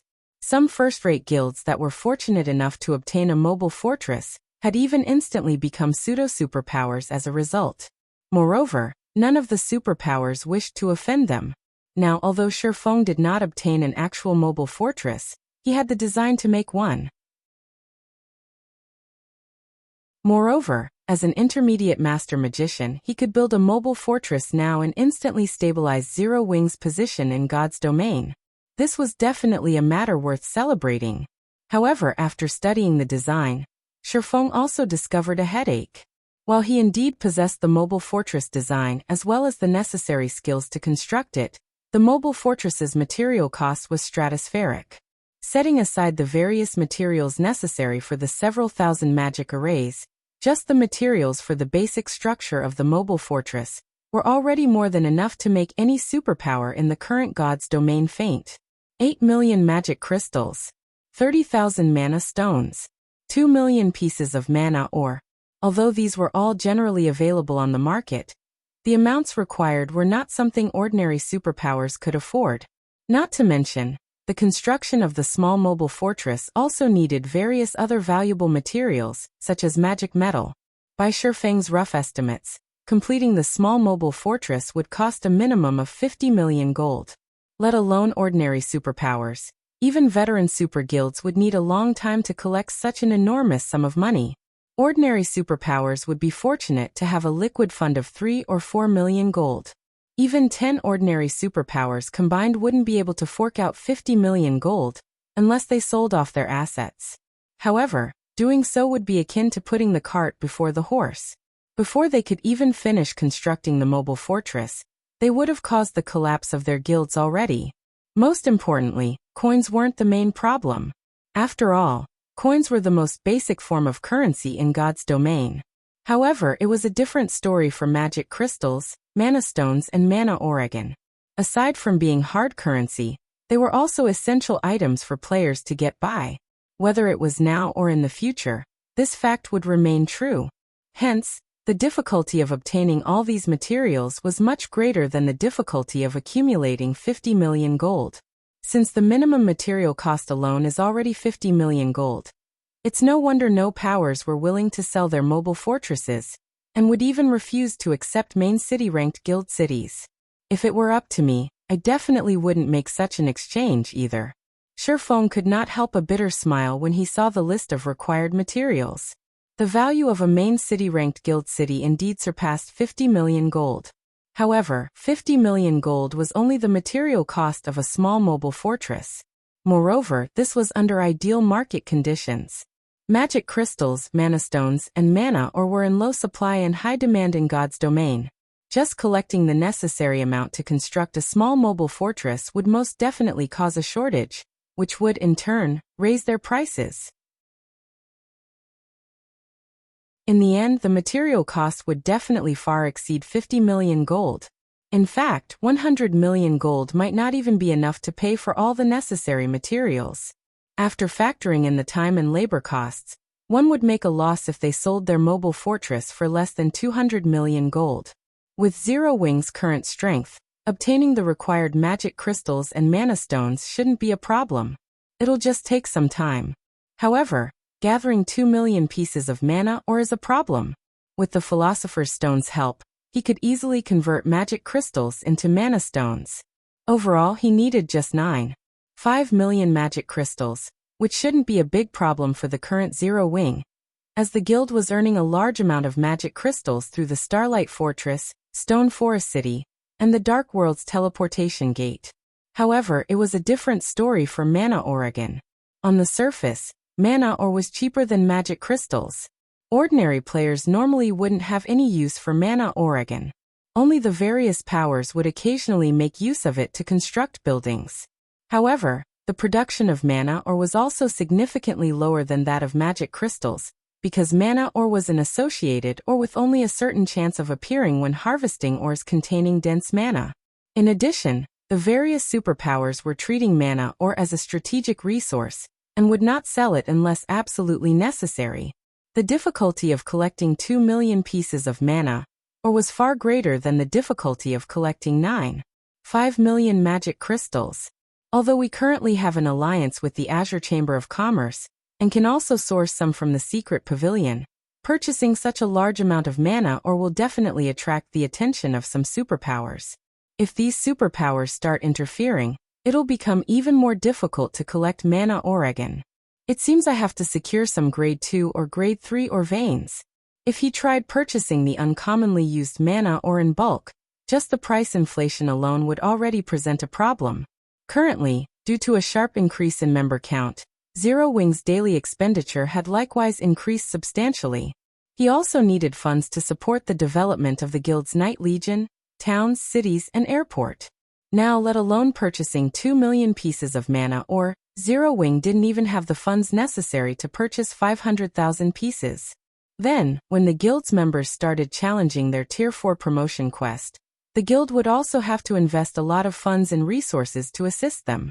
Overall, Zero Wing was extremely short of funds right now. The only way he could secure a large amount of mana ore now was to acquire a grade 3 or vein or better.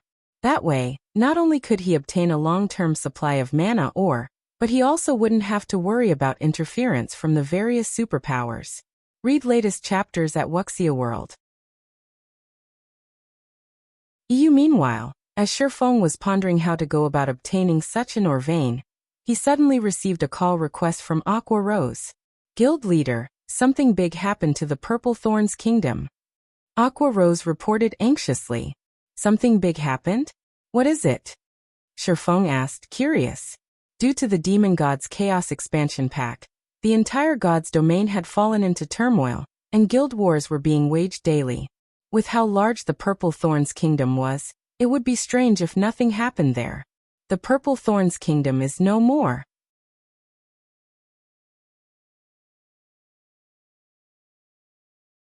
Chapter 2651.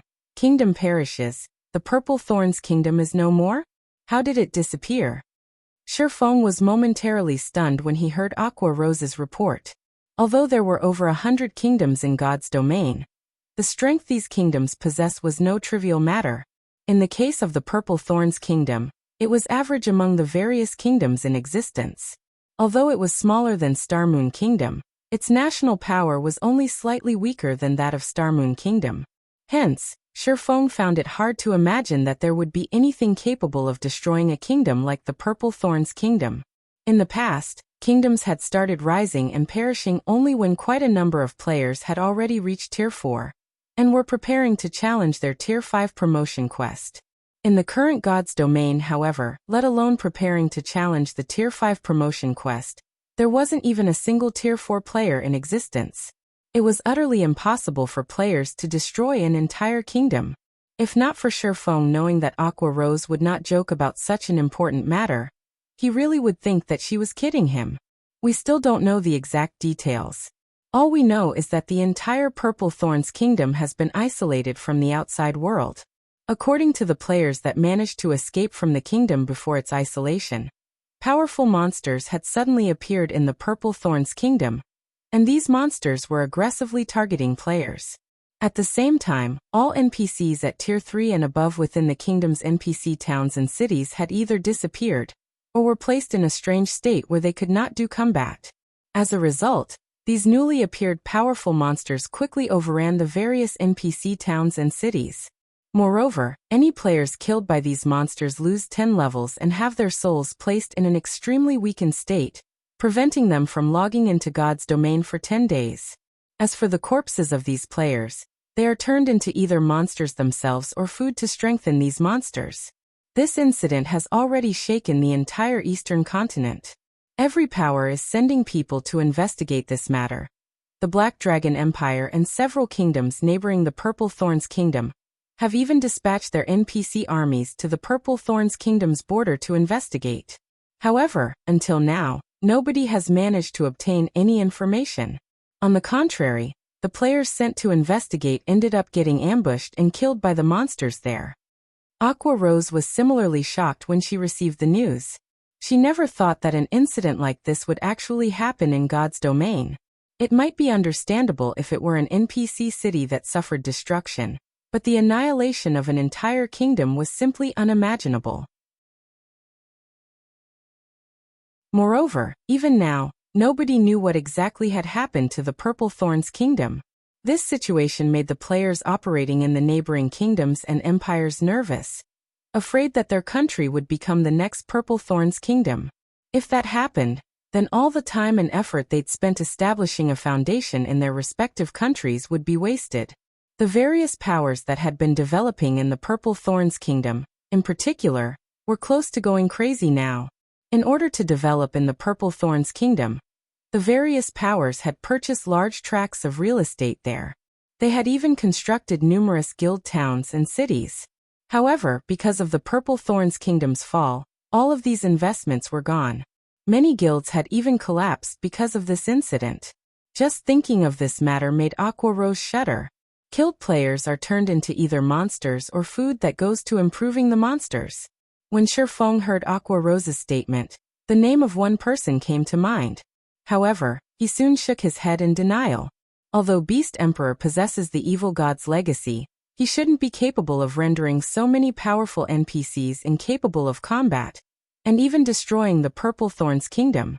In the past, the evil god's temple had indeed caused many problems for the Eastern continent.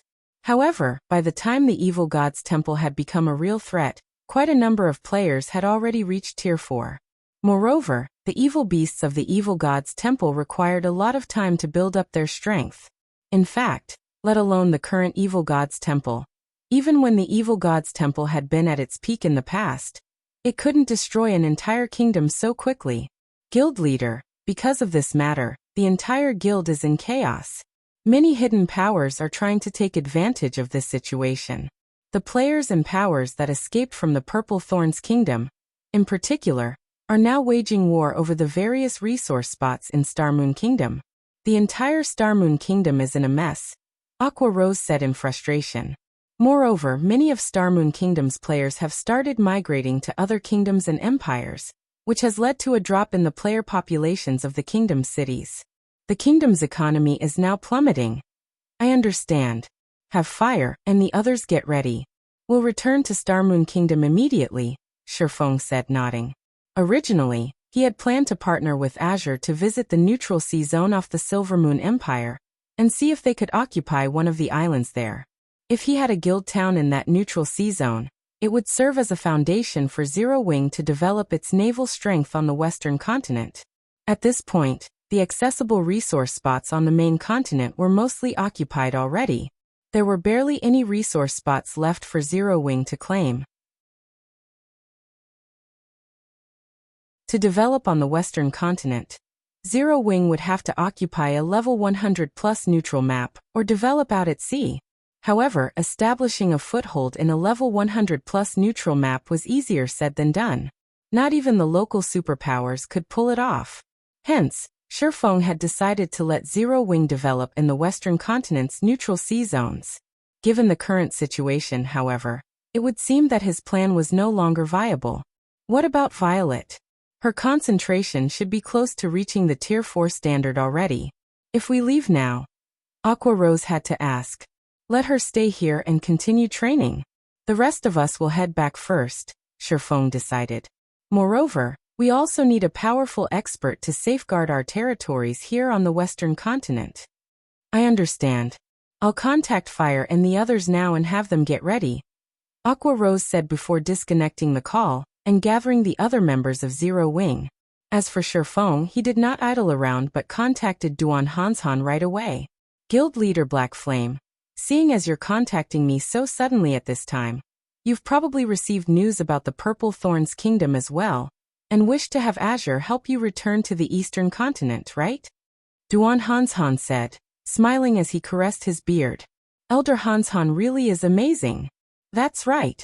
We plan to return to the eastern continent. However, trying to send back 100 players is a little difficult for us, so we'll need your chamber's help, Feng said, nodding. Of course, we will pay the fees according to market price. Currently, the interactions between the two main continents were growing. Some superpowers capable of intercontinental travel had even started offering teleportation services. Ordinary powers still lacked the qualifications to utilize these services. However, now that Zero Wing and Azure were allies, Azure naturally wouldn't refuse to teleport Zero Wing's members back to the eastern continent. Guild leader Black Flame, you're being too polite. Our two guilds have just become allies, so let's just set the fee aside, Duan Hanshan said, waving his hand. We only hope that we can send some of our guild's young talents to interact and train at your guild. May I know if guild leader Black Flame can do us this favor? Of course, that won't be a problem. Only by interacting with each other can we improve more quickly. This is a good thing for both of us. How can I possibly refuse? Feng replied, slightly surprised by Duan Hanshan's proposal. He never thought that the Azure Chamber of Commerce would consider such an action. This offer was good news for Feng. After all, he was basically getting free labor. Moreover, he could tell that Azure was expressing its goodwill to Zero Wing. He naturally wouldn't reject such an offer. In that case, thank you, Guild Leader Black Flame, Duan Hanshan said. Afterward, all you need to do is head to Purple Light City with your team. Solitary Frost and the others will bring you all to the teleportation point. All right. Feng nodded before disconnecting the call. He then left the guest room he rented and made his way to Lightforged City's teleportation plaza. After Zero Wing's members gathered at the teleportation plaza, they promptly left the ancient secret land. Solitary Frost's team of 40 then led Zero Wing's members toward a teleportation point leading to the eastern continent. Guild Leader Black Flame, given the number of people this time, we can only make use of this random teleportation array. When it activates, everyone will be teleported to a random location on the eastern continent. So we'll have to travel to Star Moon Kingdom independently, Solitary Frost said as he pointed at the ancient ruin before them. That won't be a problem, Feng said, nodding. Read latest chapters at Wuxia World. EU of the teleportation arrays that allowed intercontinental travel. The ones capable of teleporting a large number of players generally did not have fixed destinations. Although this feature was somewhat troublesome, this trouble was nothing compared to the benefits one could gain from intercontinental travel. Seeing that Feng had no objections, Solitary Frost took out a key and activated the ruin's teleportation array. Immediately, a gigantic black hole appeared in the middle, rapidly depleting the ambient mana. Quick! This teleportation passage stays open for only 15 seconds. Once it disappears, we can reactivate it only after 10 days. Solitary Frost said hurriedly. After Solitary Frost's warning, Feng and the others promptly jumped into the black hole and disappeared from the ancient ruin.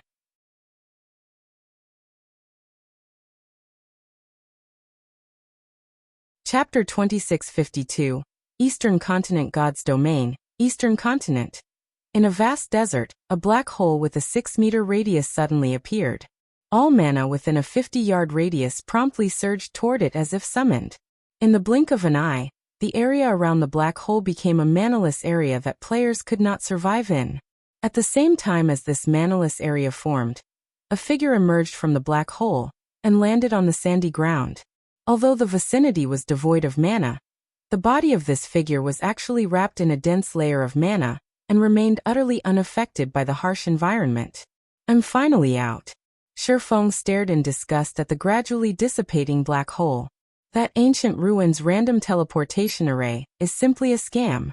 Other random teleportation arrays teleport players directly to their destination. Yet this one actually makes players go through a spatial maze first. If I couldn't fly, I would have most likely been stuck inside that spatial maze for about 5 or 6 hours.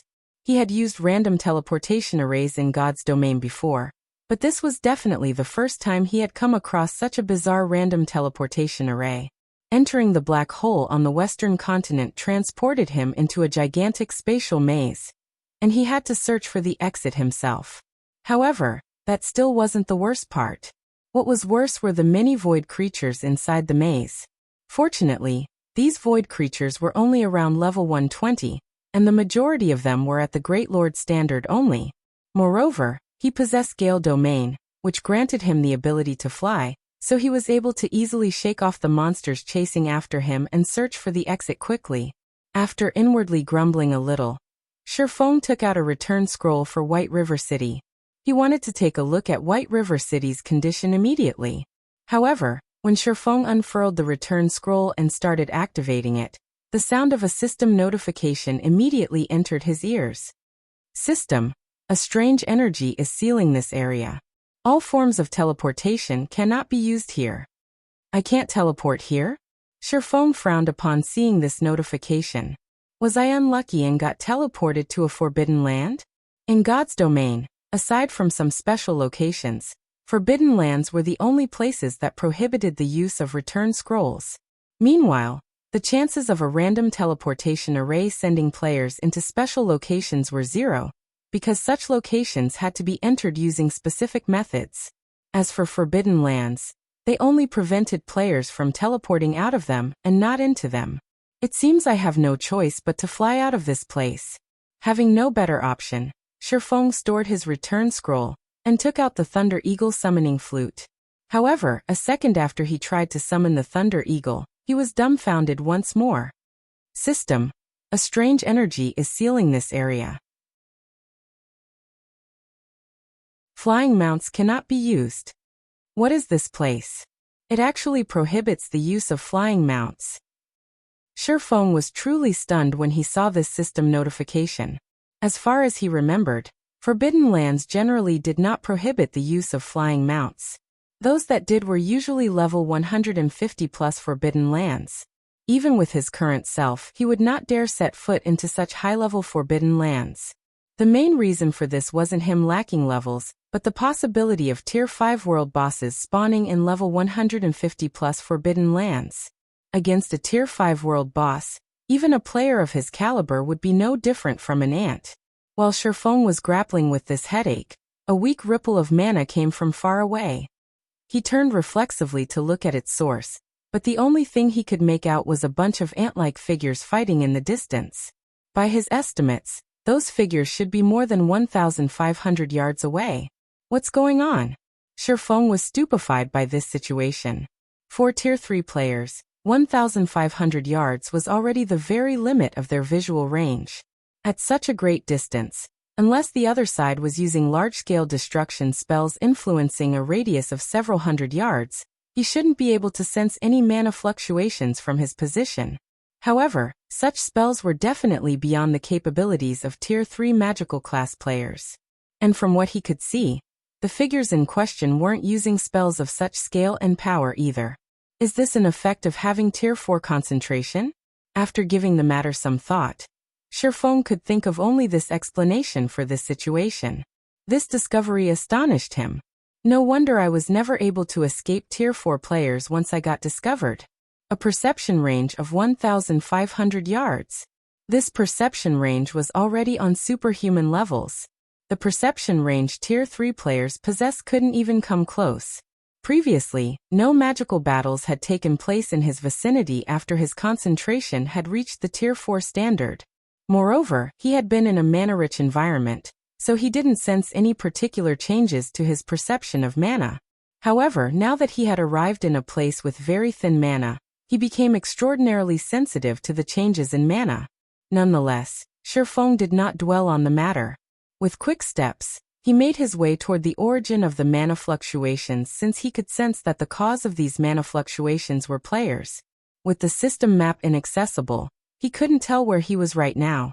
Hence, collecting information about his current location was of utmost importance. Otherwise, he wouldn't even know how he could return to Star Moon Kingdom. Meanwhile, players were undoubtedly the best source of information. A short moment later, Faux arrived on a sand dune roughly 400 yards from the battlefield. Standing on the sand dune, he had an unobstructed view of the entire battlefield. Sure enough, they're players. Currently, a 200-man team of players was fighting several dozen strange monsters while protecting a dozen or so carriages and a group of NPCs. Faux Saint Saboteur. Elemental creature, Great Lord, level 112 HP 120, 000, 000/120, 000, 000. Faux Saint Destroyer. Elemental creature, Grand Lord, level 114 HP 450, 000, 000/450, 000, 000. The bodies of these strange monsters were pure white, looking like white statues. Every one of these monsters brandished weapons and wore armor. Although they weren't very high-leveled, every one of them was using spells in combat. Moreover, they also possessed very high combat standards, with even the weakest among them at the 5th floor trial tower standard. As for the players fighting these monsters, they were all at level 110 or above. Although these players were coping against these monsters, it was obvious that they were at a disadvantage. If not for the team's 8 Tier 3 experts holding off the 2 Faux Saint destroyers, the team would have long since suffered annihilation. Vice Commander Wind, we can't continue like this. 2 destroyers are already far beyond our capability. The male Tier 3 shield warrior tanking one of the Faux Saint destroyers said as he turned to look at the female Tier 3 swordsman tackling the other Faux Saint destroyer.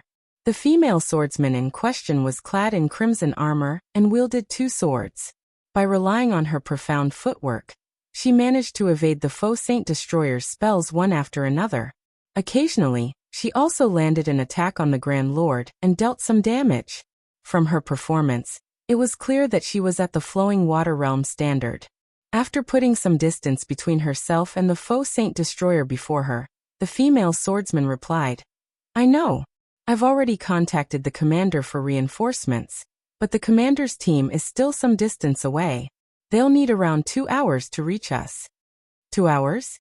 We won't last that long, the Tier 3 shield warrior exclaimed, exasperated. Read latest chapters at Wuxia World. EU currently, although they were pinning down the 2 Faux Saint destroyers, the rest of the team had their hands full with the Faux Saint saboteurs. Overall, their entire team was barely doing any damage to these monsters. Meanwhile, at the rate they were expending stamina, they wouldn't last more than an hour against these monsters. In regard to this situation, the female swordsman also could not help feeling frustrated. If it were possible, she would have given the command to escape. However, these Faux Saint monsters possessed an incredibly wide perception range. So long as players came across them, it was basically impossible to escape them. And even if they disregarded this fact and tried to flee, they would simply be making things worse. After all, this entire desert that they were in teemed with Faux Saint monsters. It was very easy for them to attract the attention of more Faux Saint monsters and put themselves in a worse situation. Just as everyone in the team was despairing, a voice suddenly entered their ears. "I'll lure these 2 Grand Lords away. The rest of you focus on getting rid of the Great Lords."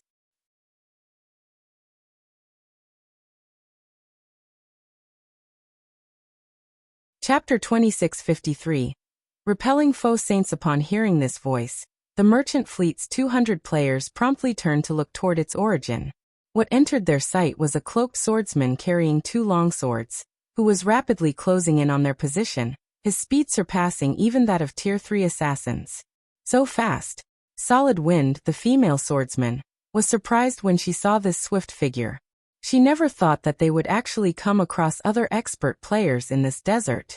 However, before anyone could react to this situation, this swordsman had already arrived before one of the 2 Faux Saint destroyers. Upon noticing Faux appearing before it, the destroyer promptly raised its greatsword and smashed down at him. The descending greatsword split into 3 sword lights that struck at Faux from different directions, each of the sword lights leaving a spatial tear in its wake. "Be careful. You mustn't receive this move no matter what," Solid Wind warned hurriedly when she saw the descending sword lights. The Faux Saint destroyer was ostensibly a Grand Lord, but the skills and spells it used could exhibit power at the Tier 4 standard. Moreover, its assault was generally relentless. Once it started attacking, it would continue chaining attacks one after another. So long as players revealed a hole in their defense, the Faux Saint destroyer would use its strongest move to target said weakness. Meanwhile, the Faux Saint destroyer's strongest attack was something even Tier 3 peak experts had difficulty dodging.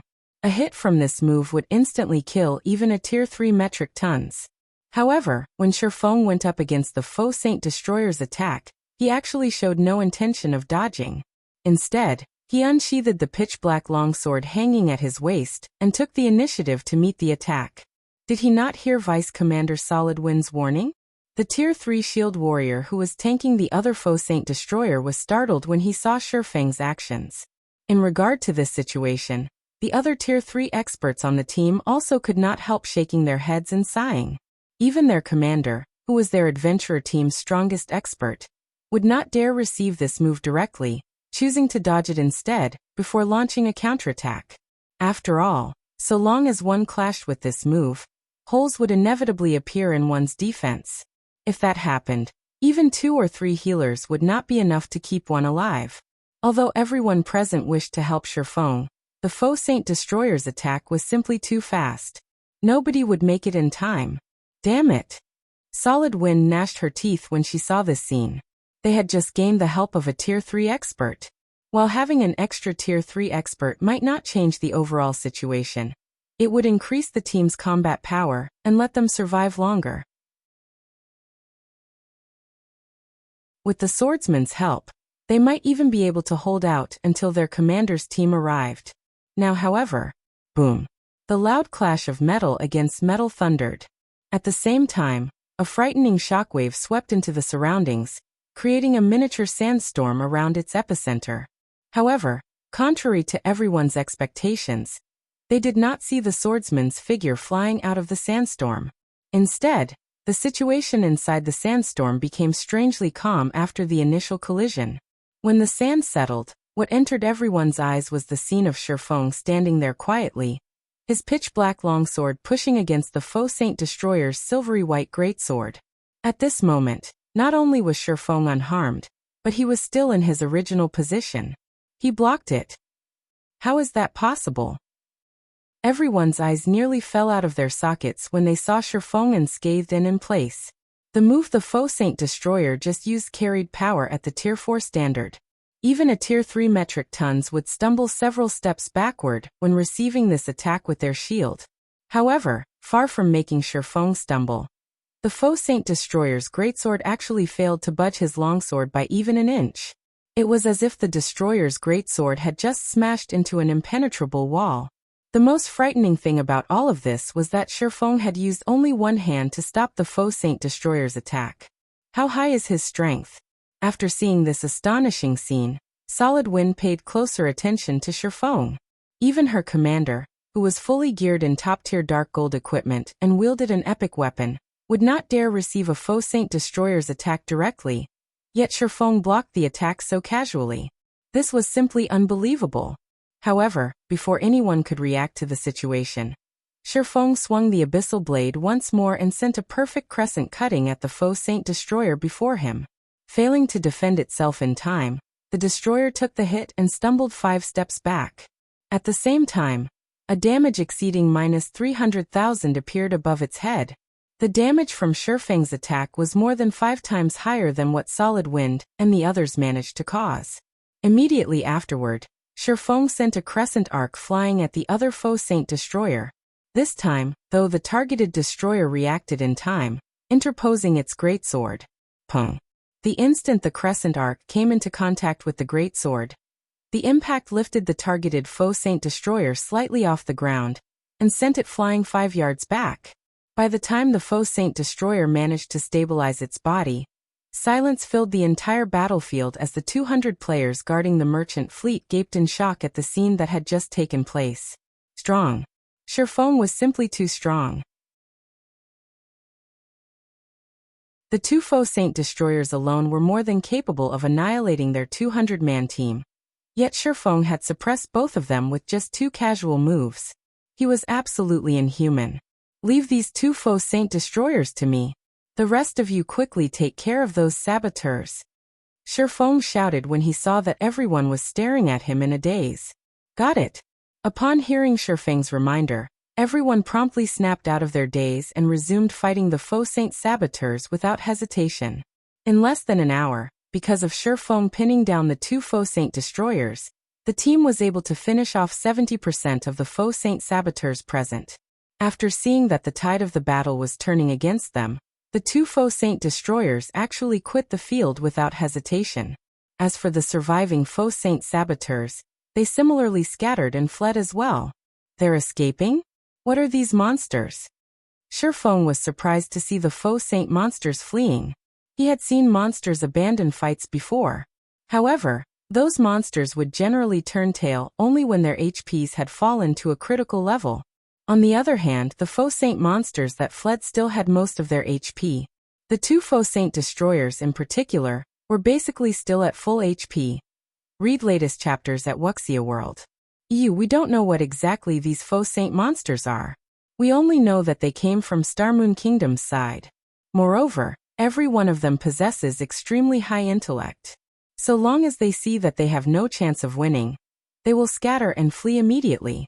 This is especially true for those Faux Saint destroyers.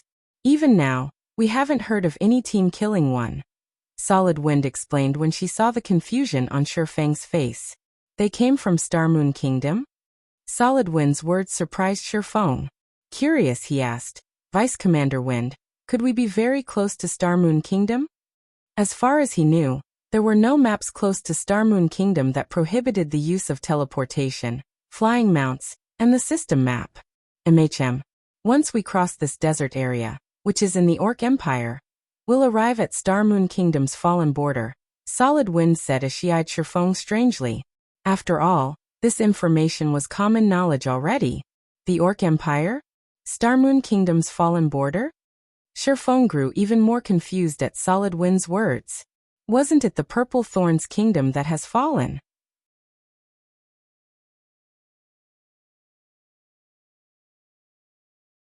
Chapter 2654. Obsolete Zero Wing? Upon hearing Shifeng's question, Solid Wind and the others gave him strange looks. Am I mistaken about something? Shifeng asked, puzzled by their reactions. The information Aqua Rose reported couldn't be false. Moreover, Duan Hanshan had also mentioned the matter of the Purple Thorns Kingdom falling. Even if Aqua Rose received the wrong information, there was no way a super guild like the Azure Chamber of Commerce would as well. You're not wrong, Solid Wind said, shaking her head. It's just that the fall of the Purple Thorns Kingdom happened 9 days ago. 9 days ago? Shifeng was stunned by Solid Wind's words. For a moment, he wondered if she was trying to trick him. According to the information Zero Wing received, the Purple Thorns Kingdom had fallen only a day ago. Even if there was an error in the information, the time gap shouldn't be this large. The Purple Thorns Kingdom indeed fell 9 days ago. The incident shook the entire God's domain back then. The players and powers based in the kingdom were truly miserable. The Tier 3 Shield Warrior standing beside Solid Wind said, nodding. After that incident, many of the Purple Thorns Kingdom's players and powers banded together to plunder the resources of the neighboring kingdoms. The situation was so severe that 2 wars involving millions of players were waged. Many guilds collapsed as a result, 2 of them even second-rate guilds. The various major powers based in the neighboring kingdoms panicked. That's right. And 3 days ago, a horde of monsters emerged from the Purple Thorns Kingdom and invaded Star Moon Kingdom. Fortunately, Star Moon Kingdom did not face the predicament the Purple Thorns Kingdom had. All its Tier 3 NPCs and above remained in a combat-able state. Even so, in just half a day, nearly half of Star Moon Kingdom's territory was lost and became the nests of these Faux Saint monsters. Solid Wind explained when she saw the skepticism on Shifeng's face. Even after hearing Solid Wind's sincere explanation, Shifeng remained unconvinced. However, there was simply no reason for Solid Wind to lie to a stranger like him. Moreover, everyone's expression appeared natural. It did not seem as if they were faking anything. If these people were acting, then he really would have to tip his hat off to their strength. After all, unless one was at the Void Realm standard, avoiding the perception of a domain realm expert like himself would be very difficult. Only after reaching the Void Realm standard would people be able to control the minute actions their bodies made when lying. If Solid Wind and the others were truly lying, this meant that the entire 200-man team consisted of peak experts. Not even the 5 great super guilds had so many peak experts under their command. What is going on here? Shifeng could not make heads or tails of this matter. I spent at most 7 or 8 hours inside the spatial maze. How did I unknowingly waste 9 days? As soon as he received word of the Purple Thorns Kingdom's fall, he had hurried back to the eastern continent without hesitation. He didn't even log off midway. He also couldn't have fallen asleep during the journey and slept 9 whole days away. After all, he had remained fully conscious during his entire journey. 7 or 8 hours becoming 9 days. Shifeng suddenly thought of a possibility, and his complexion darkened at this thought. Did I enter a space with chaotic time? Normally, one would experience 48 hours a day in God's domain. However, in certain special locations, time would flow much more quickly, and staying just half a day there would mean an entire month going by in the outside world. Moreover, during this entire month, players should not be interrupted lest they enter a coma and regain consciousness only after a long time. Fortunately, such cases rarely occurred in God's domain. In the past, Faux had only ever heard rumors of such situations happening. He never thought that he would experience it himself. In fact, there was a possibility that Aqua Rose and the others had been put into a similar situation, as well. Right, Vice Commander Wind. Do you know how Star Moon Kingdom's various powers are faring against the Faux Saint monsters? Faux asked after recollecting himself. What was done. The time he lost was already gone, and there was no way he could get it back. Fortunately, Star Moon Kingdom had only partially fallen. With Zero Wing's status as Star Moon Kingdom's #1 guild, and the support of Stone Forest City, Zero Wing shouldn't face too many problems. After all, aside from Zero Wing's main force members that had gone over to the Western continent, there were still Melancholic Smile, Yulan, and the others to manage things in Star Moon Kingdom. As he currently couldn't make contact with the outside world, the only thing he could do was collect as much information as possible regarding Star Moon Kingdom. The situation isn't optimistic, Solid Wind replied. Originally, these Faux Saint monsters already had a huge impact on Star Moon Kingdom. However, for some reason, the main force members of Star Moon Kingdom's #1 guild, Zero Wing, actually refused to show themselves despite such a major incident occurring.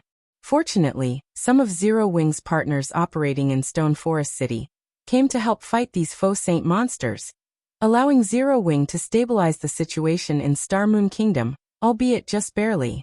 However, due to Zero Wing's passivity, a power called Saint's Hand took the opportunity to rise up in Star Moon Kingdom. Not only did Saint's Hand rapidly establish itself in the many resource spots overrun by the Faux Saint monsters, but they also established plenty of guild towns. It even managed to occupy a fortress in the Orc Empire. To put it simply, Saint's Hand has created a large safe zone where players can safely develop. At the same time, Saint's Hand is also rapidly devouring the territories of Star Moon Kingdom's second- and third-rate guilds, provoking wars all over the kingdom. Moreover, the various superpowers and even the Blackwater Guild seem to be terrified of Saint's Hand. Recently, Saint's Hand even captured one of the Star Alliance's guild cities. Saint's Hand's influence in Star Moon Kingdom now exceeds Zero Wing's. I'm afraid it won't be long before Saint's Hand takes action against Zero Wing. At that time, the entire Star Moon Kingdom will be engulfed in the fires of war. After Solid Wind fell silent, everyone present could not help sighing dejectedly. They were all players of Star Moon Kingdom. They had been developing there ever since they entered God's domain. Despite the Faux Saint monsters threatening Star Moon Kingdom's continued existence, not only did the kingdom's various powers not band together to face this threat, but they had even started fighting each other with even greater ferocity. As things stood, how was Star Moon Kingdom supposed to fend off the Faux Saint monsters, which were growing increasingly stronger with each passing day? The current Faux Saint monsters were far stronger than those that first appeared in Star Moon Kingdom. Initially, the Faux Saint monsters were merely level 100 lords. Let alone Tier 3 players, even a party of Tier 2 experts could easily slay them. Now, however, the Faux Saint monsters had grown to the point where even the weakest among them was a great lord. Everyone estimated that it wouldn't be long before mythic-ranked Faux Saint monsters started appearing. At that point, Star Moon Kingdom would surely be doomed. Saint's Hand? This is interesting. Read latest chapters at Wuxia World. Despite going through his memories of his past life, Faux could not recall any power named Saint's Hand. However, seeing as Saint's Hand had managed to rise up in Star Moon Kingdom so quickly after the Purple Thorns Kingdom's fall, create a safe zone, and even capture a fortress in the Orc Empire, it was obvious that the guild possessed an extraordinary foundation. Friend, we are escorting this merchant fleet to Silverwing Town. How about coming with us? Currently, Silverwing Town has a Tier 4 personal guard and many powerful combat puppets. It can be considered one of the few safe areas in the Orc Empire, as well as the Orc Empire's trade hub. Our commander is quite influential in Silverwing Town. If you wish to learn some more information about the situation, you should have an easier time doing so there, the Tier 3 shield warrior suggested as he looked at Faux. In that case, I'll have to trouble you then, Feng said and thanked the shield warrior for the invitation. Currently, he didn't even know where exactly he was. He also didn't know the way back to Starmoon Kingdom. It would naturally be great if he could return to Silverwing Town. When the shield warrior heard Feng agree to his suggestion, he breathed out a sigh of relief. He then asked curiously, "Right, how should we address you, friend?"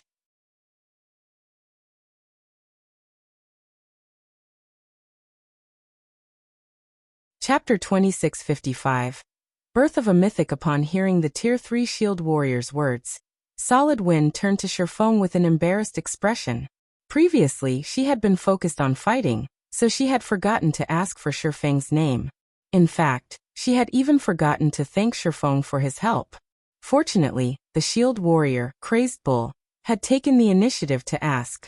Otherwise, their adventurer team would appear very ungrateful. Black Flame, Feng replied calmly. Black Flame. Crazed Bull laughed involuntarily when he heard Feng's name. Friend, your name is too amazing. Most likely, nobody in Starmoon Kingdom would dare show disrespect to this name. The rest of the team nodded in agreement with Crazed Bull's words.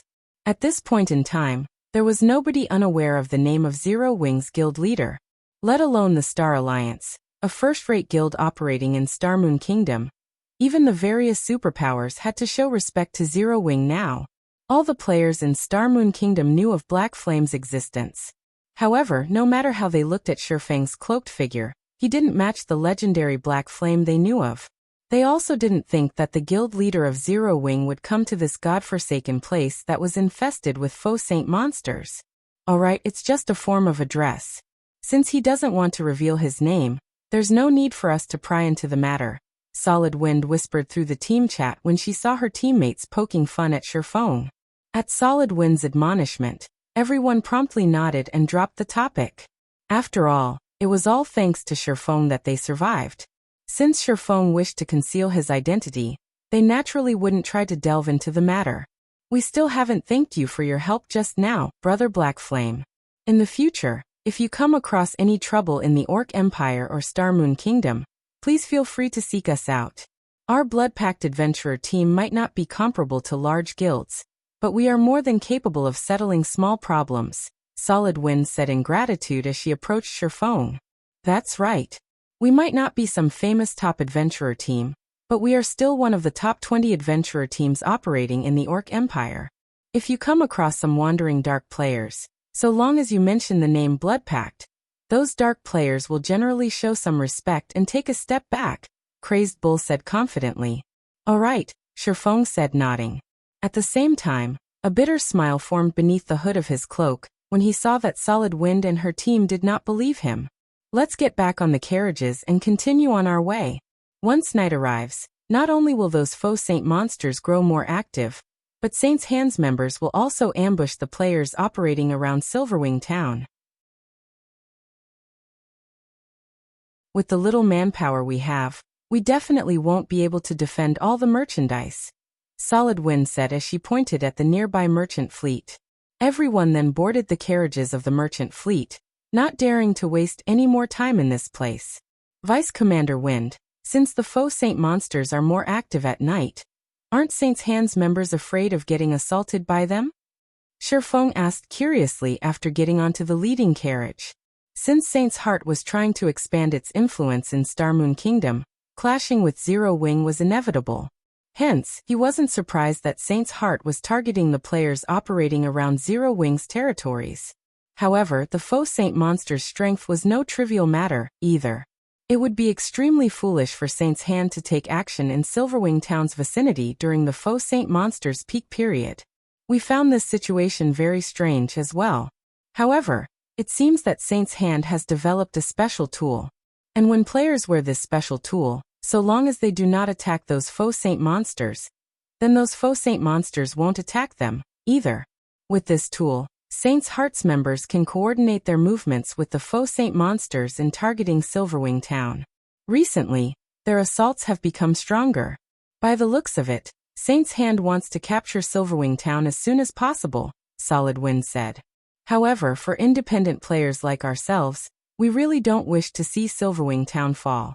Thus far, the guild towns captured by Saint's Hand are open only to Saint's Hand's members. Meanwhile, Silverwing Town is the Orc Empire's current economic center. If Saint's Hand manages to capture Silverwing Town, then we won't have anywhere to go. Hence, many adventurer teams and even some of Star Moon Kingdom's guilds are currently working together to assist Zero Wing in defending against Saint's Heart's assault and protecting the merchant fleets heading towards Silverwing Town. Only, due to the Faux Saint monsters growing increasingly stronger, our side has recently started to fall into a disadvantage. I don't know how much longer we can hold out like this. Aside from Solid Wind, the other players present also hated Saint's Hand with a vengeance. Currently, the various kingdoms and powers were already struggling to deal with the Faux Saint monsters. Yet Saint's Hand was actually exploiting the situation, making it increasingly difficult for independent players like themselves to survive. However, despite their hatred for Saint's Hand, they were utterly powerless to do anything against the guild.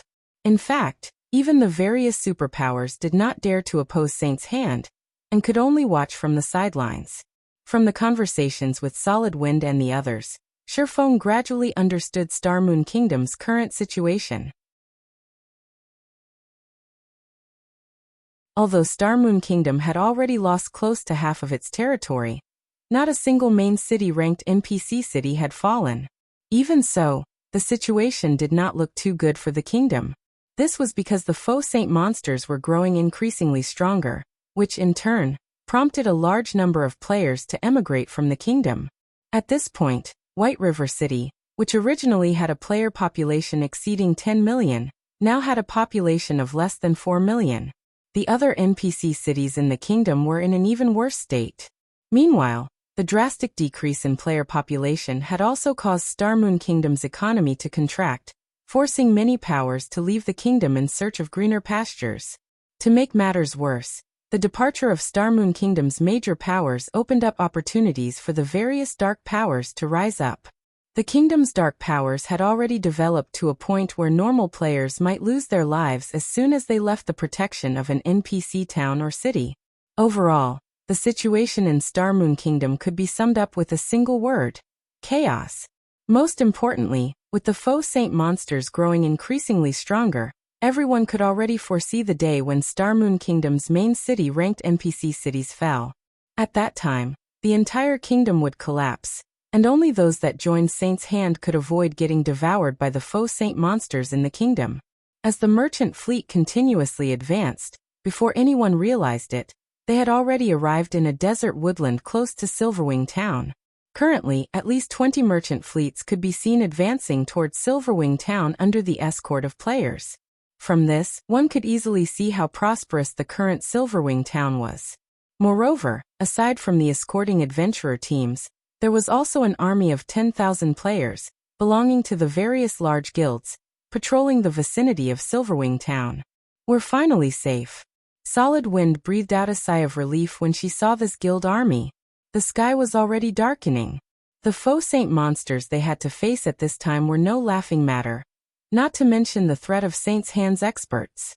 Their merchant fleet would definitely face annihilation if they came across an ambush. Today's patrol really is amazing. The Star Alliance's Vice Guild leader Purple Eye is actually leading it. With this, even if Saint's Hand's members attack together with the Faux Saint monsters, we have nothing to fear, Crazed Bull said, his eyes glowing with excitement as he gazed at the beautiful, crimson-robed woman leading the patrol army. The other Blood Pact members nodded their heads in agreement with Crazed Bull when they saw Purple Eye. Nowadays, despite Star Moon Kingdom giving birth to plenty of new experts, those capable of making it to the God's Domain experts list still numbered very few. After all, players all over God's Domain were also continuously growing stronger. The difficulty of ranking within the God's Domain experts list was many times greater than before. Meanwhile, among Star Moon Kingdom's experts on the experts list, Purple Eye ranked within the top 300. According to rumors, she had obtained a powerful bloodline, and her combat power now rivaled that of monster-level experts. To top it all off, just recently, Purple Eye had even succeeded in fully unlocking her mana body. At this point, everyone in Starmoon Kingdom was already guessing that Purple Eye had already surpassed Zero Wings Aqua Rose in terms of strength, and that she was catching up to Black Flame. With such an expert protecting them, how could they not feel assured? While Blood Pack's members were quietly discussing Purple Eye, a disturbance erupted in the distance. Shortly afterward, deafening roars came from the same direction. Run! Run quickly! The Faux Saint monsters have come. Upon hearing someone shout these words, everyone in the vicinity reflexively turned to look at the origin of the roars. What entered everyone's sight was a massive dust cloud rapidly approaching. Meanwhile, within the dust cloud, they could faintly make out the figures of 6-meter-tall Faux Saint monsters, easily numbering several thousand. Everyone, quickly retreat to Silverwing Town. Our patrol will hold the rear. Purple Eye shouted when she saw the army of Faux Saint monsters bearing down on them. The patrol army promptly shifted to a defensive formation.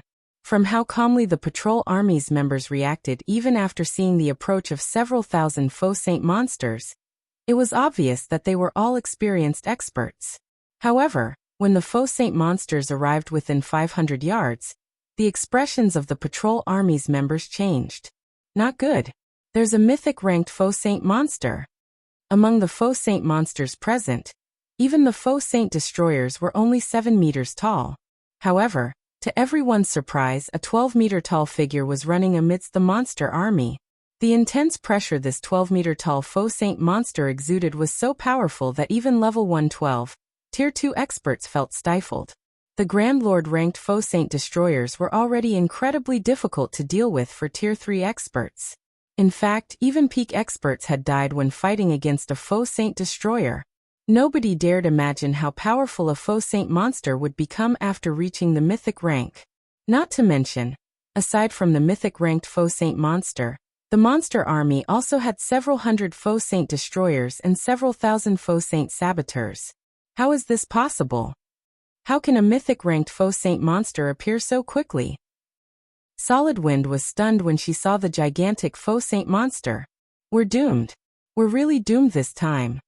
Crazed Bull similarly fell into despair at this situation.